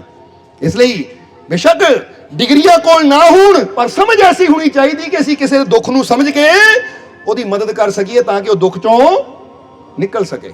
ਇਸ ਲਈ ਗੁਰੂ, ਰਹਿਬਰ, ਪੀਰ, ਪੈਗੰਬਰ, ਔਲੀਆ ਬੇਸ਼ੱਕ ਕਿਸੇ ਕਾਲਜ ਨਹੀਂ ਗਏ, ਬੇਸ਼ੱਕ ਉਹਨਾਂ ਕੋਲ ਕੋਈ ਕਾਗਜ਼ੀ ਡਿਗਰੀ ਨਹੀਂ ਸੀ, ਪਰ ਉਹਨਾਂ ਦਾ ਗਿਆਨ ਐਸਾ ਸੀ, ਉਹਨਾਂ ਦੀ ਸਮਝ ਐਸੀ ਸੀ ਕਿ ਕੋਈ ਵੀ ਉਹਨਾਂ ਦੇ ਸਾਹਮਣੇ ਆ ਜਾਂਦਾ ਸੀ ਤਾਂ ਜਾਣ ਲੈਂਦੇ ਸੀ ਕਿ ਇਹ ਵਿਚਾਰਾ ਦੁਖੀ ਹੈ, ਪਰੇਸ਼ਾਨ ਹੈ, ਔਰ ਫਿਰ ਉਹ ਪੂਰੀ ਕੋਸ਼ਿਸ਼ ਕਰਦੇ ਸੀ ਕਿ ਕਿਸ ਤਰ੍ਹਾਂ ਇਹਨੂੰ ਦੁੱਖਾਂ ਚੋਂ ਕੱਢ ਕੇ ਖੁਸ਼ੀਆਂ ਤੱਕ ਲਿਆ ਜਾਵੇ, ਕਿਸ ਤਰ੍ਹਾਂ ਇਹਦੇ ਜੀਵਨ ਨੂੰ ਬਦਲਿਆ ਜਾਵੇ। ਇਸ ਲਈ ਆਪਣੀ ਸੋਚ ਵੀ ਥੋੜਾ ਐਸੀ ਰੱਖੀਏ, ਆਪਣੀ ਸਮਝ ਵੀ ਐਸੀ ਰੱਖੀਏ ਕਿ ਅਗਰ ਕੋਈ ਤਕਲੀਫ, ਕੋਈ ਦੁੱਖ ਦੇ ਵਿੱਚ ਬੈਠਾ ਹੈ ਤਾਂ ਜੇ ਸਾਡੇ ਗੱਲ ਕਰਨ ਨਾਲ, ਹਿੰਮਤ ਦੇਣ ਨਾਲ, ਹੌਸਲਾ ਦੇਣ ਨਾਲ ਉਹਦੀ ਟੁੱਟੀ ਹੋਈ, ਬੁਝੀ ਹੋਈ ਉਮੀਦ ਨੂੰ ਦੁਬਾਰਾ ਰੋਸ਼ਨੀ ਮਿਲਦੀ ਹੈ ਤਾਂ ਸਮਝ ਲਓ ਉਹਦਾ ਜੀਵਨ ਬਦਲਣਾ ਸ਼ੁਰੂ ਹੋ ਜਾਏਗਾ। ਇਸ ਲਈ ਸਮਝਣਾ ਜ਼ਰਾ ਸਾਰਿਆਂ ਨੇ। ਸੋ ਇੱਥੇ ਨਾ ਇਹ ਗੱਲ ਬੜੀ ਪਿਆਰੀ ਹੈ ਕਿ ਇੱਕ ਅਨਪੜ੍ਹ ਇਨਸਾਨ ਸੀ, ਉਹਨੇ ਕੀ ਕੀਤਾ, ਉਹਨੂੰ ਨੌਲੇਜ ਸੀ ਕਾਦੀ, ਸਮੋਸੇ ਬਣਾਉਣ ਦੀ। ਉਹਨੂੰ ਨੌਲੇਜ ਸੀ, ਸਮੋਸੇ ਬੜੇ ਸਵਾਦ ਬਣਾਉਂਦਾ ਸੀ। ਤੇ ਇੱਕ ਦਿਨ ਉਹਦੇ ਮਨ ਚ ਆਇਆ ਜੇ ਮੈਂ ਸਮੋਸੇ ਇੰਨੇ ਸਵਾਦ ਬਣਾਉਂਦਾ ਤਾਂ ਕਿਉਂ ਨਾ ਮੈਂ ਰੇਹੜੀ ਖਰੀਦਾਂ, ਮੈਂ ਇੱਕ ਰੇਹੜੀ ਖਰੀਦਾਂ ਔਰ ਰੇਹੜੀ ਦੇ ਉੱਪਰ ਸਮੋਸੇ ਵੇਚਣੇ ਸ਼ੁਰੂ ਕਰ ਦੇਵਾਂ। ਉਹਨਾਂ ਫਿਰ ਹਿੰਮਤ ਕਰਕੇ ਰੇਹੜੀ ਖਰੀਦੀ। ਰੇਹੜੀ ਖਰੀਦ ਕੇ, ਗਰੀਬ ਸੀ ਇਸ ਲਈ ਰੇਹੜੀ ਖਰੀਦੀ, ਉਹਦੇ ਤੇ ਉਹਨੇ ਆਪਣੇ ਚੁੱਲ੍ਹੇ ਦਾ, ਕੜਾਈ ਦਾ ਸਾਰਾ ਇੰਤਜ਼ਾਮ ਕਰਕੇ ਉਹਨੇ ਇੱਕ ਜਗ੍ਹਾ ਰੇਹੜੀ ਲਗਾ ਕੇ ਨਾ ਉੱਚੀ ਉੱਚੀ ਆਵਾਜ਼ ਚ ਕਹਿਣਾ, ਸਮੋਸੇ ਖਾਓ, ਗਰਮਾ ਗਰਮ ਸਮੋਸੇ, ਗਰਮਾ ਗਰਮ ਸਮੋਸੇ। ਤਾਂ ਲੋਕਾਂ ਨੇ ਉਹਦੀ ਆਵਾਜ਼ ਸੁਣ ਕੇ, ਉਹਦਾ ਜੋਸ਼ ਦੇਖ ਕੇ, ਕਿਉਂਕਿ ਗੱਲ ਤਾਂ ਸਾਰੀ ਜੋਸ਼ ਦੀ ਹੁੰਦੀ ਹੈ। ਇੱਕ ਇਨਸਾਨ ਢਿੱਲਾ ਜਿਹਾ ਕਹਿੰਦਾ ਹੈ ਆ ਜਾਓ ਸਮੋਸੇ ਖਾ ਲਓ, ਸਮੋਸੇ ਖਾ ਲਓ, ਕਿ ਨਾ ਆਣਾ ਹੈ। ਇੱਕ ਜੋਸ਼ ਨਾਲ ਕਹਿੰਦਾ ਸਮੋਸੇ ਖਾਓ, ਸਵਾਦ ਸਵਾਦ ਸਮੋਸੇ, ਟੇਸਟੀ ਸਮੋਸੇ, ਗਰਮਾ ਗਰਮ ਸਮੋਸੇ। ਉਹ ਲੋਕ ਸੁਣ ਕੇ ਹੀ ਹੈ, ਜੇ ਇਹਦੀ ਆਵਾਜ਼ ਚ ਇੰਨਾ ਜੋਸ਼ ਹੈ ਤਾਂ ਸਮੋਸੇ ਚ ਕਿੰਨਾ ਸਵਾਦ ਹੋਏਗਾ। ਲੋਕ ਜਾਂਦੇ ਸੀ ਔਰ ਵਾਕਈ ਲੋਕ ਸਮੋਸੇ ਖਾਣੇ ਬੜੇ ਪਸੰਦ ਕਰਦੇ ਸੀ। ਉਹਦੀ ਰੇਹੜੀ ਤੇ ਲਾਈਨ ਲੱਗੀ ਰਹਿਣੀ, ਆਰਡਰ ਆਣੇ, ਉਹਨੂੰ ਇੰਨੇ ਪੈਕ ਕਰ ਦਿਓ, ਇੰਨੇ ਘਰ ਨੂੰ ਲੈ ਕੇ ਜਾਣੇ। ਔਰ ਦੇਖਦਿਆਂ ਦੇਖਦਿਆਂ ਉਹਨੇ ਰੇਹੜੀ ਤੋਂ ਇੱਕ ਦੁਕਾਨ ਖੋਲ ਲਈ ਔਰ ਦੁਕਾਨ ਤੋਂ ਉਹਨਾਂ ਹੋਰ ਬੜੀ ਦੁਕਾਨ ਕਰ ਲਈ ਜਿੱਥੇ ਟੇਬਲ ਵੀ ਲਾ ਲਏ ਔਰ ਲੋਕ ਬੈਠ ਕੇ ਖਾਣਾ ਸ਼ੁਰੂ ਕਰ ਗਏ। ਇੱਧਰ ਉਹਦਾ ਇੱਕ ਬੇਟਾ ਸੀ ਜਿਸ ਵੇਲੇ ਰੇਹੜੀ ਸ਼ੁਰੂ ਕੀਤੀ, 10 ਸਾਲ ਦੀ ਉਮਰ ਸੀ ਉਹਦੀ। ਪਰ ਕਰਦਿਆਂ ਕਰਦਿਆਂ ਜਦੋਂ ਬੱਚਾ ਕਾਲਜ ਵਿੱਚ ਗਿਆ, ਕਾਲਜ ਦੀ ਡਿਗਰੀ ਲੈ ਕੇ ਵਾਪਸ ਆਇਆ ਨਾ, ਤਾਂ ਉਸਲੇ ਬਾਪ ਨੇ ਇੱਕ ਬੜੀ ਦੁਕਾਨ ਖੋਲ ਲਈ ਸੀ ਜਿੱਥੇ ਸਮੋਸੇ ਵੀ ਸੀ, ਟੇਬਲ ਵੀ ਸੀ, ਕੁਰਸੀਆਂ ਵੀ ਸੀ ਔਰ ਲੋਕ ਬੈਠ ਕੇ ਖਾਂਦੇ ਸੀ। ਜਦੋਂ ਉਹ ਬੇਟਾ ਬਿਜ਼ਨਸ ਵਿੱਚ ਆਇਆ ਤਾਂ ਹੁਣ ਬੇਟੇ ਨੂੰ ਨੌਲੇਜ ਸੀ, ਕਾਹਦੀ ਨੌਲੇਜ, ਬੇਟੇ ਨੂੰ ਨੌਲੇਜ ਸੀ ਬਿਜ਼ਨਸ ਦੀ, ਕਿਉਂਕਿ ਡਿਗਰੀ ਉਦਾਂ ਦੀ ਕੀਤੀ। ਹੁਣ ਜਦੋਂ ਬਾਪ ਨੇ ਨਾ ਆਲੂ ਮੰਗਾਣੇ ਤਾਂ ਉਸਨੇ ਬੋਰੀਆਂ ਮੰਗਾ ਲੈਣੀਆਂ ਕਿ ਮੈਨੂੰ, ਕਿਉਂਕਿ ਪਤਾ ਕਿ ਸਮੋਸਿਆਂ ਦਾ ਸਾਰਾ ਕਾਰੋਬਾਰ ਬੋਰੀਆਂ ਤੋਂ ਚੱਲਦਾ, ਆਲੂ ਤੋਂ ਹੀ ਚੱਲਦਾ ਹੈ। ਇਸ ਲਈ ਉਹਨੇ ਆਪਣੇ ਗੋਦਾਮ 'ਚ ਨਾ 100 ਬੋਰੀ ਸਟਾ ਲੈਣੀ ਤਾਂ ਕਿ ਮੈਂ ਸਮੋਸਿਆਂ ਦੀ ਜ਼ਿਆਦਾ ਤੋਂ ਜ਼ਿਆਦਾ ਸਪਲਾਈ ਕਰਾਂ, ਕਿਉਂਕਿ ਪਤਾ ਕਿ ਆਲੂ ਘਟ ਗਏ, ਆਟਾ ਘਟ ਗਿਆ ਤਾਂ ਫਿਰ ਡਿਮਾਂਡ ਪੂਰੀ ਨਹੀਂ ਹੋਣੀ। ਹੁਣ ਜਦੋਂ ਬੇਟਾ ਆਇਆ ਤਾਂ ਬੇਟੇ ਨੇ ਜਦੋਂ ਦੇਖਿਆ ਗੋਦਾਮ ਕਿ 100 ਬੋਰੀ ਆਟੇ ਦੀ ਰੱਖੀ ਹੋਈ ਹੈ, 100 ਬੋਰੀ ਆਲੂਆਂ ਦੀ ਰੱਖੀ ਹੋਈ ਹੈ, ਉਹ ਕਹਿੰਦਾ ਪਿਤਾ ਜੀ ਦਿਮਾਗ ਖਰਾਬ ਹੈ, ਆ ਖਬਰਾਂ ਨਹੀਂ ਸੁਣਦੇ ਤੁਸੀਂ ਖਬਰਾਂ ਨਹੀਂ ਸੁਣਦੇ। ਉਹ ਬਿਜ਼ਨਸ ਵਿੱਚ ਪੂਰੇ ਵਰਲਡ ਵਿੱਚ ਬੜਾ ਘਾਟਾ ਪੈ ਰਿਹਾ ਹੈ, ਡਾਊਨ ਜਾ ਰਿਹਾ ਹੈ, ਡਾਊਨਫਾਲ ਹੋ ਰਿਹਾ ਹੈ, ਸਾਰੇ ਬਿਜ਼ਨਸਮੈਨਾਂ ਦੇ ਬਿਜ਼ਨਸ ਡਾਊਨ ਜਾ ਰਹੇ ਹੈ ਔਰ ਤੁਸੀਂ ਇੱਥੇ 100 ਬੋਰੀਆਂ ਰੱਖੀਆਂ ਹੈ। ਜੇ ਆਪਣਾ ਬਿਜ਼ਨਸ ਡਾਊਨ ਹੋ ਗਿਆ ਤਾਂ ਸਾਰਾ ਆਟਾ ਖਰਾਬ ਹੋਏਗਾ, ਆਲੂ ਖਰਾਬ ਹੋਣਗੇ, ਨੁਕਸਾਨ ਕਿੰਨਾ ਹੋਏਗਾ। ਉਹ ਖਬਰਾਂ ਦੇਖਿਆ ਕਰੋ, ਅਖਬਾਰ ਪੜ੍ਹਿਆ ਕਰੋ। ਬਾਪ ਕਹਿੰਦਾ ਬੇਟਾ ਅੱਜ ਤੱਕ ਮੈਂ ਖਬਰ ਦੇਖੀ ਨਹੀਂ, ਕਿਉਂਕਿ ਟਾਈਮ ਹੀ ਨਹੀਂ ਖਬਰ ਦੇਖਣ ਦਾ। ਖਬਰ ਦੇਖਣ ਦਾ ਵਿਹਲੇ ਬੰਦੇ ਦਾ ਕੰਮ ਹੈ, ਜਿਹਨੇ ਕੰਮ ਕਰਨਾ ਹੋਵੇ ਉਹਦੇ ਕੋਲ ਇੰਨਾ ਟਾਈਮ ਹੁੰਦਾ ਹੀ ਨਹੀਂ ਕਿ ਸਵੇਰੇ ਉੱਠ ਕੇ ਟੀਵੀ ਲਾ ਕੇ ਬਹਿ ਜਾਵੇ ਤਾਂ ਸਵੇਰੇ ਸਵੇਰੇ ਨੈਗੇਟਿਵਿਟੀ ਦੇਖਣੀ ਸ਼ੁਰੂ ਕਰ ਦੇਵੇ। ਕਿਉਂਕਿ ਖਬਰਾਂ 'ਚ ਕੀ ਹੈ, ਇੱਥੇ ਚੋਰੀ ਹੋ ਗਈ, ਇੱਥੇ ਠੱਗੀ ਹੋ ਗਈ, ਫਲਾਣੇ ਨੇ ਰਿਸ਼ਵਤ ਲੈ ਲਈ, ਫਲਾਣੀ ਜਗ੍ਹਾ ਕਤਲ ਹੋ ਗਿਆ। ਕੀ ਹੈ ਖਬਰਾਂ 'ਚ, ਕੋਈ ਪੋਜ਼ਿਟਿਵਿਟੀ ਹੈ, ਕੋਈ ਚੰਗੀ ਗੱਲ ਹੈ, ਕੋਈ ਰੱਬ ਦਾ ਨਾਂ ਹੈ? ਨੈਗੇਟਿਵਿਟੀ। ਤਾਂ ਜੇ ਸਵੇਰੇ ਸਵੇਰੇ ਹੀ ਨੈਗੇਟਿਵਿਟੀ ਅੰਦਰ ਜਾਏਗੀ ਤਾਂ ਪੂਰਾ ਦਿਨ ਗੁਜ਼ਰੇਗਾ ਕਿਦਾਂ ਦਾ। ਇਹ ਤਾਂ ਉਹੀ ਗੱਲ ਹੈ ਕਿ ਕਾਰ ਦੇ ਵਿੱਚ ਪੈਟਰੋਲ ਪੈਂਦਾ ਆ ਪਰ ਸਵੇਰੇ ਸਵੇਰੇ 'ਚ ਪਾਣੀ ਪਾ ਦਿਓ ਤਾਂ ਗੱਡੀ ਅੱਗੇ ਕਿੱਦਾਂ ਵਧੇਗੀ। ਕਿਉਂਕਿ ਅੱਗੇ ਵਧਣ ਵਾਸਤੇ ਜੋਸ਼ ਚਾਹੀਦਾ ਹੈ, ਇੰਜਨ ਨੂੰ ਜੋਸ਼ ਚਾਹੀਦਾ। ਔਰ ਜੋਸ਼ ਮਿਲਣਾ ਪੈਟਰੋਲ ਤੋਂ। ਅਗਰ ਉਹ ਚੀਜ਼ ਅੰਦਰ ਜਾਏਗੀ ਜਿਹਦੇ ਨਾਲ ਇੰਜਨ ਨੂੰ ਜੋਸ਼ ਮਿਲਣਾ ਤਾਂ ਇੰਜਨ ਫੇਰ ਹੀ ਗੱਡੀ ਨੂੰ ਅੱਗੇ ਤੋਰੇਗਾ। ਤਾਂ ਜੇ ਚੀਜ਼ ਹੀ ਉਹ ਪਾ ਦਿੱਤੀ ਜਿਹਦੇ ਨਾਲ ਇੰਜਨ ਯਾਨੀ ਜਿਹਦਾ ਕਹਿੰਦਾ ਫੁੱਸ ਹੋ ਗਿਆ ਤਾਂ ਫਿਰ ਉਹਨਾਂ ਅੱਗੇ ਕੀ ਵਧਣਾ ਹੈ। ਅੱਜ ਅਸੀਂ ਵੀ ਚੈੱਕ ਕਰਨਾ ਕਿ ਸਾਡੀ ਜ਼ਿੰਦਗੀ ਰੂਪੀ ਗੱਡੀ ਅਸੀਂ ਚਾਹੁੰਦੇ ਤਾਂ ਬੜੀ ਤੇਜ਼ੀ ਨਾਲ ਅੱਗੇ ਵਧੀਏ, ਪਰ ਚੈੱਕ ਕਰੋ ਅਸੀਂ ਆਪਣੇ ਅੰਦਰ ਪਾ ਕੀ ਰਹੇ ਹਾਂ, ਆਪਣੇ ਅੰਦਰ ਵਿਚਾਰ ਕਿਹੜੇ ਪਾ ਰਹੇ ਹਾਂ ਜਿਹੜੇ ਸਾਡੀ ਊਰਜਾ ਨੂੰ, ਸਾਡੀ એનર્ਜੀ ਨੂੰ ਘਟਾਉਣ ਵਾਲੇ ਆ। ਉਹ ਵਿਚਾਰ ਪਾ ਰਹੇ ਜਾਂ ਸਾਡੀ એનર્ਜੀ ਨੂੰ। ਹੁਣ ਜਰਾ ਸੱਚ ਦੱਸਿਓ, ਖਬਰਾਂ 'ਚ ਤੁਸੀਂ ਸੁਣ ਲਿਆ ਸਵੇਰੇ ਸਵੇਰੇ ਕਿ ਲੈ ਵੀ ਫਲਾਨੀ ਜਗ੍ਹਾ 5 ਚੋਰੀਆਂ ਹੋ ਗਈਆਂ, ਇਹ ਸੁਣ ਕੇ ਤੁਹਾਡੀ એનર્ਜੀ ਅਪ ਹੁੰਦੀ ਹੈ ਡਾਊਨ ਹੁੰਦੀ ਹੈ? ਤੁਹਾਡੀ ਪੋਜ਼ਿਟਿਵਿਟੀ ਵਧਦੀ ਜਾਂ ਨੈਗੇਟਿਵਿਟੀ ਵਧਦੀ? ਜਵਾਬ ਦੇਣਾ ਨਾਲ ਨਾਲ ਤੁਸੀਂ। ਕੀ ਅੰਦਰ ਖੁਸ਼ੀ ਹੁੰਦੀ ਹੈ? ਲੈ ਵੀ ਉੱਥੇ 5 ਚੋਰੀਆਂ ਹੋ ਗਈਆਂ ਹੈ, ਬਲਕਿ ਕੀ ਹੁੰਦਾ ਹੈ, ਹਾਏ ਕਿਤੇ ਮੇਰੇ ਘਰ 'ਚ ਨਾ ਹੋ ਜਾਵੇ, ਕਿਤੇ ਚੋਰ ਮੇਰੇ ਘਰ 'ਚ ਨਾ ਆ ਜਾਣ, ਡਰ ਪੈਦਾ ਹੋ ਗਿਆ। ਖਬਰ ਹੋਈ ਉੱਥੇ ਕਿਸੇ ਦੂਸਰੇ ਸਟੇਟ ਵਿੱਚ, ਕਿਸੇ ਦੂਸਰੇ ਨਗਰ 'ਚ, ਤਾਂ ਫਿਕਰ ਆਪਣੇ ਘਰ ਦੀ ਪੈ ਗਈ, ਨੈਗੇਟਿਵਿਟੀ ਆ ਗਈ। ਸਮਝਦੇ ਹੋ ਕਿ ਨਹੀਂ? ਔਰ ਜੇ ਅਸੀਂ ਹੋਰ ਦੇਖਦੇ ਹੋ, ਫਲਾਨੀ ਜਗ੍ਹਾ ਐਕਸੀਡੈਂਟ ਹੋ ਗਿਆ, ਇੰਨੇ ਬੰਦੇ ਮਾਰੇ ਗਏ, ਹਾਏ ਮੈਂ ਵੀ ਕੰਮ ਤੇ ਜਾਣਾ, ਮੇਰੇ ਬੱਚੇ ਵੀ ਕੰਮ ਤੇ ਗਏ, ਕਿਤੇ ਉਹਨਾਂ ਦਾ ਨਾ ਹੋ ਜਾਵੇ, ਫਿਰ ਨੈਗੇਟਿਵਿਟੀ ਆ ਗਈ। ਹੁਣ ਇਦਾਂ ਦੀਆਂ ਬੁਰੀਆਂ ਖਬਰਾਂ ਸੁਣ ਸੁਣ ਕੇ, ਸਵੇਰੇ ਸਵੇਰੇ ਅਖਬਾਰਾਂ 'ਚ ਪੜ੍ਹ ਕੇ ਅਸੀਂ ਆਪਣੇ ਜੀਵਨ ਰੂਪੀ ਗੱਡੀ 'ਚ ਪਹਿਲਾਂ ਹੀ ਅਸੀਂ ਉਹ ਨੈਗੇਟਿਵਿਟੀ ਪਾ ਦਿੰਦੇ ਆ ਕਿ ਸਾਡੀ ਜ਼ਿੰਦਗੀ ਦੀ ਉਹ એનર્ਜੀ ਤਾਂ ਉੱਥੇ ਹੀ ਖਤਮ ਹੋ ਜਾਂਦੀ। ਤਾਂ ਪੂਰੇ ਦਿਨ ਕਰਨਾ ਫੇ ਕੀ ਹੈ ਅਸੀਂ? ਤੇ ਪੂਰੇ ਦਿਨ ਬੰਦਾ ਕਹਿੰਦਾ ਲੈ ਵੀ ਕੰਮ ਕਰਨ ਨੂੰ ਦਿਲ ਨਹੀਂ ਕਰਦਾ। ਆਫਿਸ ਬੰਦਾ ਚਲਾ ਤਾਂ ਜਾਂਦਾ, ਪਰ ਉੱਥੇ ਵੀ ਅੱਜ ਦਾ ਕੰਮ ਕੱਲ ਕਰ ਲਵਾਂਗੇ, ਟਾਲ ਦਿਓ, ਕੋਈ ਗੱਲ ਨਹੀਂ, ਕਿਉਂਕਿ એનર્ਜੀ ਹੈ ਨਹੀਂ ਕਰਨ ਦੀ। ਤਾਂ ਜਿਹਦੇ ਅੰਦਰ એનર્ਜੀ ਹੋਵੇ ਉਹ ਕਹਿੰਦੇ ਕੱਲ ਦਾ ਕੰਮ ਵੀ ਅੱਜ ਕਰਾਂ ਤਾਂ ਕਿ ਮੈਂ ਅੱਗੇ ਵੱਧ ਸਕਾਂ। ਸਮਝਦੇ ਹੋ ਕਿ ਨਹੀਂ? ਜਿਹਨਾਂ ਅੰਦਰ એનર્ਜੀ ਹੁੰਦੀ ਨਾ, ਉਹ ਕਹਿੰਦੇ ਜੇ 100 ਕਿਲੋਮੀਟਰ ਤੇ ਮੇਰੀ ਮੰਜ਼ਿਲ ਹੈ ਨਾ, ਮੈਂ 10 ਕਿਲੋਮੀਟਰ ਚੱਲ ਸਕਦਾ ਆ, ਤਾਂ ਅੱਜ ਮੈਂ 15 ਚਲਾਂ ਤਾਂ ਕਿ ਆਪਣੀ ਮੰਜ਼ਿਲ ਦੇ ਨੇੜੇ ਪਹੁੰਚ ਜਾਵਾਂ। ਤਾਂ ਜਿਹਦੇ ਅੰਦਰ એનર્ਜੀ ਨਹੀਂ ਹੁੰਦੀ, ਉਹਨੇ 10 ਕਿਲੋਮੀਟਰ ਚੱਲਣਾ ਹੁੰਦਾ, ਕਹਿੰਦਾ ਅੱਜ 5 ਗਏ ਠੀਕ ਆ, 5 ਕੱਲ ਚਲਾਂਗੇ, ਕਿਉਂਕਿ એનર્ਜੀ ਅੰਦਰ ਡਾਊਨ ਹੈ। ਸੋ ਇੱਕ ਵਾਰ ਫਿਰ ਕਹਾਂਗੇ, ਜ਼ਿੰਦਗੀ 'ਚ ਤੁਸੀਂ ਬਹੁਤ ਕੁਝ ਹਾਸਲ ਕਰ ਸਕਦੇ ਹੋ, ਪਰ ਪਹਿਲਾਂ ਚੈੱਕ ਕਰੋ ਕਿ ਤੁਹਾਡੇ ਅੰਦਰ ਵਿਚਾਰ ਕਿੱਦਾਂ ਦੇ ਜਾਂਦੇ ਹੈ, એનર્ਜੀ ਕਿੱਦਾਂ ਦੀ ਜਾਂਦੀ, ਤੁਸੀਂ ਸੋਚਦੇ ਕੀ ਹੋ, ਸੁਣਦੇ ਕੀ ਹੋ, ਜਿਹਦੇ ਨਾਲ ਤੁਹਾਡੀ ਊਰਜਾ ਵੱਧਦੀ ਹੈ ਜਾਂ ਤੁਹਾਡੀ એનર્ਜੀ ਘਟਦੀ ਹੈ। ਜਰਾ ਸੋਚ ਕੇ ਦੇਖੋ। ਇਸ ਕਰਕੇ ਹੁਣ ਜਦੋਂ ਨੌਜਵਾਨ ਨੇ ਕਿਹਾ ਨਾ, ਬੇਟੇ ਨੇ, ਉਹ ਪਿਤਾ ਜੀ ਤੁਹਾਨੂੰ ਪਤਾ ਦੁਨੀਆ ਦੇ ਉੱਪਰ ਖਬਰਾਂ ਦੇਖੋ, ਸਾਰੇ ਪਾਸੇ ਬਿਜ਼ਨਸ ਮੰਦੇ ਚੱਲ ਰਹੇ ਹੈ, ਡਾਊਨਫਾਲ ਆ ਰਿਹਾ ਹੈ, ਸਾਰੇ ਬਿਜ਼ਨਸ ਬੜੇ ਬੜੇ ਮੰਦੀ ਪੈ ਰਹੀ ਹੈ, ਉਹ ਤੁਸੀਂ? ਬਾਪ ਕਹਿੰਦਾ ਬੇਟਾ ਹੈ, ਅੱਛਾ ਮੈਨੂੰ ਤਾਂ ਪਤਾ ਨਹੀਂ ਲੱਗਾ। ਕਹਿੰਦਾ ਤੁਸੀਂ ਐਵੇਂ ਇੰਨੀਆਂ ਬੋਰੀਆਂ ਰੱਖੀਆਂ ਹੈ? ਬਾਪ ਕਹਿੰਦਾ ਹੁਣੇ ਵੇਚਦੇ ਆ, ਹੁਣੇ ਕੱਢ ਦਿੰਦੇ ਆ, ਕਿਉਂਕਿ ਬੇਟਾ ਪੜ੍ਹ ਕੇ ਆਇਆ, ਡਿਗਰੀ ਲੈ ਕੇ ਆਇਆ ਹੈ, ਤਾਂ ਡਿਗਰੀ ਵਾਲਾ ਬੰਦਾ ਤਾਂ ਗਲਤ ਕਹਿ ਨਹੀਂ ਸਕਦਾ, ਕਿਉਂਕਿ ਬੇਟਾ ਖਬਰਾਂ ਵੱਲ ਜ਼ਿਆਦਾ ਦੇਖਦਾ ਸੀ, ਨਿਊਜ਼ ਪੇਪਰ ਨੂੰ ਜ਼ਿਆਦਾ ਦੇਖਦਾ ਸੀ। ਤਾਂ ਹੁਣ ਬਾਪ ਦੇ ਅੰਦਰ ਉਤਸ਼ਾਹ ਖਤਮ ਹੋ ਗਿਆ। ਜਿੱਥੇ ਬਾਪ ਨੇ ਪਹਿਲਾਂ ਆਜੋ ਗਰਮਾ ਗਰਮ ਸਮੋਸੇ, ਸਵਾਦਿਸ਼ਟ ਸਮੋਸੇ, ਟੇਸਟੀ ਸਮੋਸੇ, ਪੂਰੇ ਜੋਸ਼ ਨੇ ਕਹਿਣਾ, ਉੱਥੇ ਬਾਪ ਦਾ ਜੋਸ਼ ਵੀ ਠੰਡਾ ਹੋ ਗਿਆ, ਕਿਉਂਕਿ ਦੁਨੀਆ ਤੇ ਘਾਟੇ ਪੈ ਰਹੇ ਸਾਰਿਆਂ ਨੂੰ। ਔਰ ਜੇ ਸਾਰੀ ਦੁਨੀਆ ਨੂੰ ਪੈ ਰਿਹਾ ਤਾਂ ਫਿਰ ਬੇਟਾ ਕਹਿੰਦਾ ਤੁਹਾਨੂੰ ਵੀ, ਸਾਨੂੰ ਵੀ ਪੈਣਾ ਹੈ। ਹੁਣ ਜਦੋਂ ਆਲੂਆਂ ਦੀਆਂ ਬੋਰੀਆਂ ਵੇਚੀਆਂ ਤਾਂ ਹੁਣ ਡਰ ਡਰ ਕੇ ਬਾਪ ਸਮੋਸੇ ਬਣਾਵੇ, ਔਰ ਜਦੋਂ ਡਰ ਕੇ ਕੋਈ ਚੀਜ਼ ਬਣਾਉਂਦਾ ਹੈ ਤਾਂ ਉਹਦੇ ਚੋਂ ਟੇਸਟ, ਉਹ ਸਵਾਦ ਨਹੀਂ ਰਹਿੰਦਾ। ਫਿਰ ਹੋਇਆ ਕੀ, ਹੌਲੀ ਹੌਲੀ ਉਹਦੇ ਗਾਹਕ ਘਟਣੇ ਸ਼ੁਰੂ ਹੋ ਗਏ, ਡਿਮਾਂਡ ਆਂਦੀ ਸੀ ਪਿੱਛੋਂ, ਹੁਣ ਬੋਰੀਆਂ ਹੈ ਨਹੀਂ, ਡਿਮਾਂਡ ਪੂਰੀ ਕਰਨੀ ਮੁਸ਼ਕਿਲ ਹੋ ਗਈ, ਤਾਂ ਹੌਲੀ ਹੌਲੀ ਗਾਹਕ ਵੀ। ਤਾਂ ਬੇਟਾ ਕਹਿੰਦਾ ਦੇਖਿਆ ਪਿਤਾ ਜੀ ਆਪਣਾ ਬਿਜ਼ਨਸ ਵੀ ਡਾਊਨ ਹੋ ਗਿਆ ਕਿ ਨਹੀਂ, ਇਹ ਡਾਊਨਫਾਲ ਚੱਲ ਰਿਹਾ ਸੀ। ਤਾਂ ਹੁਣ ਜਰਾ ਸਮਝਣਾ ਇਹ ਕਹਾਣੀ ਕਿਉਂ ਦੱਸੀ ਹੈ ਕਿ ਇੱਥੇ ਡਾਊਨ ਕਿਉਂ ਹੋਇਆ ਬਿਜ਼ਨਸ। ਇਹ ਡਾਊਨਫਾਲ ਦੁਨੀਆ ਤੇ ਚੱਲ ਰਿਹਾ ਸੀ ਤਾਂ ਹੋਇਆ, ਜਾਂ ਬੇਟੇ ਨੇ ਆਪਣੇ ਬਾਪ ਦੇ ਅੰਦਰ ਨੈਗੇਟਿਵਿਟੀ ਭਰ ਦਿੱਤੀ ਸੀ ਤਾਂ ਹੋਇਆ? ਨਹੀਂ ਤਾਂ ਸਮਾਂ ਤਾਂ ਪਹਿਲਾਂ ਵੀ ਉਹੀ ਸੀ, ਪਰ ਬੇਟੇ ਨੇ ਆ ਕੇ ਕਿਹਾ ਸਾਰੀ ਦੁਨੀਆ ਤੇ ਮੰਦੀ ਚੱਲ ਰਹੀ ਹੈ, ਮੰਦੀ ਚੱਲ ਰਹੀ ਹੈ, ਤਾਂ ਪਿਤਾ ਜੀ ਸਾਡਾ ਵੀ ਮੰਦਾ ਹੋਣਾ। ਤਾਂ ਬਾਪ ਦਾ ਜੋਸ਼ ਖਤਮ ਹੋ ਗਿਆ। ਤਾਂ ਜੇ ਜੋਸ਼ ਹੀ ਖਤਮ ਹੋ ਗਿਆ ਤਾਂ ਬਿਨਾਂ ਜੋਸ਼ ਤੋਂ ਬੰਦਾ ਕਦੀ ਜਿੱਤ, ਕਿਉਂਕਿ ਕਿਸੇ ਨੇ ਪੁੱਛਿਆ ਸੀ 올림픽 ਦੇ ਨਾ 골ਡ ਮੈਡਲ ਵਿਜੇਤਾ ਨੂੰ ਕਿ ਮੈਡਲ ਜਿੱਤਣ ਵਾਸਤੇ ਸਭ ਤੋਂ ਜ਼ਰੂਰੀ ਕੀ ਚੀਜ਼ ਕਿਹੜੀ ਹੈ, ਤਾਂ ਉਹ ਵਿਜੇਤਾ ਨੇ ਇੱਕੋ ਹੀ ਗੱਲ ਕਹੀ, ਉਹ ਪਲੇਅਰ ਨੇ, ਕਹਿੰਦੇ ਮੈਡਲ ਜਿੱਤਣ ਵਾਸਤੇ ਨਾ ਸਭ ਤੋਂ ਜ਼ਰੂਰੀ ਅੰਦਰਲਾ ਜੋਸ਼, ਕਿ ਜੋਸ਼ ਹੋਣਾ ਚਾਹੀਦਾ ਕਿ ਮੈਂ ਮੰਜ਼ਿਲ ਨੂੰ ਪਾਣਾ ਹੈ, ਮੈਂ ਮੈਡਲ ਜਿੱਤਣਾ ਹੈ। ਕਿਉਂਕਿ ਜਿਹਨਾਂ ਅੰਦਰ ਜੋਸ਼ ਹੁੰਦਾ ਹੈ ਉਹ ਬੜੇ ਤੋਂ ਬੜੇ ਔਖੇ ਤੋਂ ਔਖਾ ਕੰਮ ਵੀ ਕਰਨ ਨੂੰ ਤਿਆਰ ਹੋ ਜਾਂਦੇ ਆ। ਤਾਂ ਜੇ ਅੰਦਰ ਹੀ ਨਿਰਾਸ਼ਾ ਹੋਵੇ ਤਾਂ ਫਿਰ ਬੰਦਾ ਕਦੀ ਵੀ ਜਿੱਤ ਸਕਦਾ ਹੀ ਨਹੀਂ ਹੈ। ਔਰ ਜੋਸ਼ ਕਿੱਥੋਂ ਆਉਂਦਾ ਹੈ, ਜ਼ਰਾ ਸੋਚੋ। ਅੱਛਾ ਸੁਣਾਂਗੇ, ਅੱਛਾ ਸਮਝਾਂਗੇ। ਜਿੱਦਾਂ ਕਈ ਵਾਰ ਤੁਸੀਂ ਵੀ ਦੇਖਦੇ ਹੋ ਨਾ, ਕਿਤੇ ਲਿਖਿਆ ਹੁੰਦਾ ਹੈ ਕਿ ਅੱਛਾ ਆਇਲ ਪਾਓ ਤਾਂ ਕਿ ਇੰਜਨ ਸਾਫ਼ ਰਹੇ, ਕਿਉਂਕਿ ਇੰਜਨ ਸਾਫ਼ ਹੋਏਗਾ ਤਾਂ ਬੜੀ ਸਪੀਡ ਨਾਲ ਗੱਡੀ ਚੱਲੇਗੀ, ਤੇ ਜੇ ਇੰਜਨ ਦੇ ਵਿੱਚ ਹੀ ਕਚਰਾ ਆ ਗਿਆ ਤਾਂ ਗੱਡੀ ਦੀ ਸਪੀਡ ਨੂੰ ਫਰਕ ਪੈਂਦਾ ਹੈ। ਇਸ ਲਈ ਅਸੀਂ ਵੀ ਆਪਣੇ ਮਨ ਨੂੰ ਸਾਫ਼ ਰੱਖਣਾ ਹੈ, ਆਪਣੇ ਸੋਚ ਦੇ ਅੰਦਰ ਪੋਜ਼ਿਟਿਵਿਟੀ ਲਿਆਣੀ ਹੈ, ਤਾਂ ਫਿਰ ਸਾਡੀ ਜ਼ਿੰਦਗੀ ਦੀ ਗੱਡੀ ਬੜੀ ਰਫ਼ਤਾਰ ਨਾਲ ਆਪਣੀ ਮੰਜ਼ਿਲ ਦੀ ਤਰਫ ਵਧੇਗੀ। ਇਸ ਲਈ ਇੱਥੇ ਦੱਸਿਆ ਹੈ कि दुनिया की फिक्र करके मैं बर्बाद हो गया।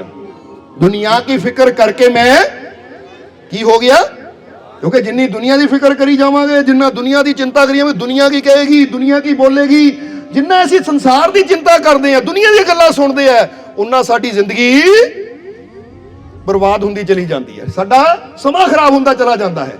फिर अगर आबाद होना है, अगर दुखा तकलीफां परेशानियां का अंत करना है तो फिर करना की पेगा सानू, फिर की सानू करना पेगा कि साडे जीवन दी मुश्किलां दूर हो जान। तो उहदे बारे दसिया है कि दुनिया की फिक्र करके मैं बर्बाद हो गया, तेरा जिक्र करके हर गम से मैं आजाद हो गया। पर जदों मैं अपने मालिक का जिक्र किया, जदों मैं अपने मालिक का नाम जपिया, जदों मैं अपनी सुरती नूं अपने मालिक दे नाल जोड़िया, तो मैनू वो हिम्मत मिली, वो हौसला मिलिया, वो ताकत मिली कि मेरे सारे गम, जो सारियां पीड़ा सी, सारियां चिंता सी, वो सारे दुख दर्द चिंता उन्होंने तो मैं आजाद हो गया। सारे बंधन टुटने शुरू हो गए, क्योंकि एक नवी हिम्मत मिली, एक नवा हौसला मिलिया, एक नवी शक्ति मिली। वो केड़ी शक्ति?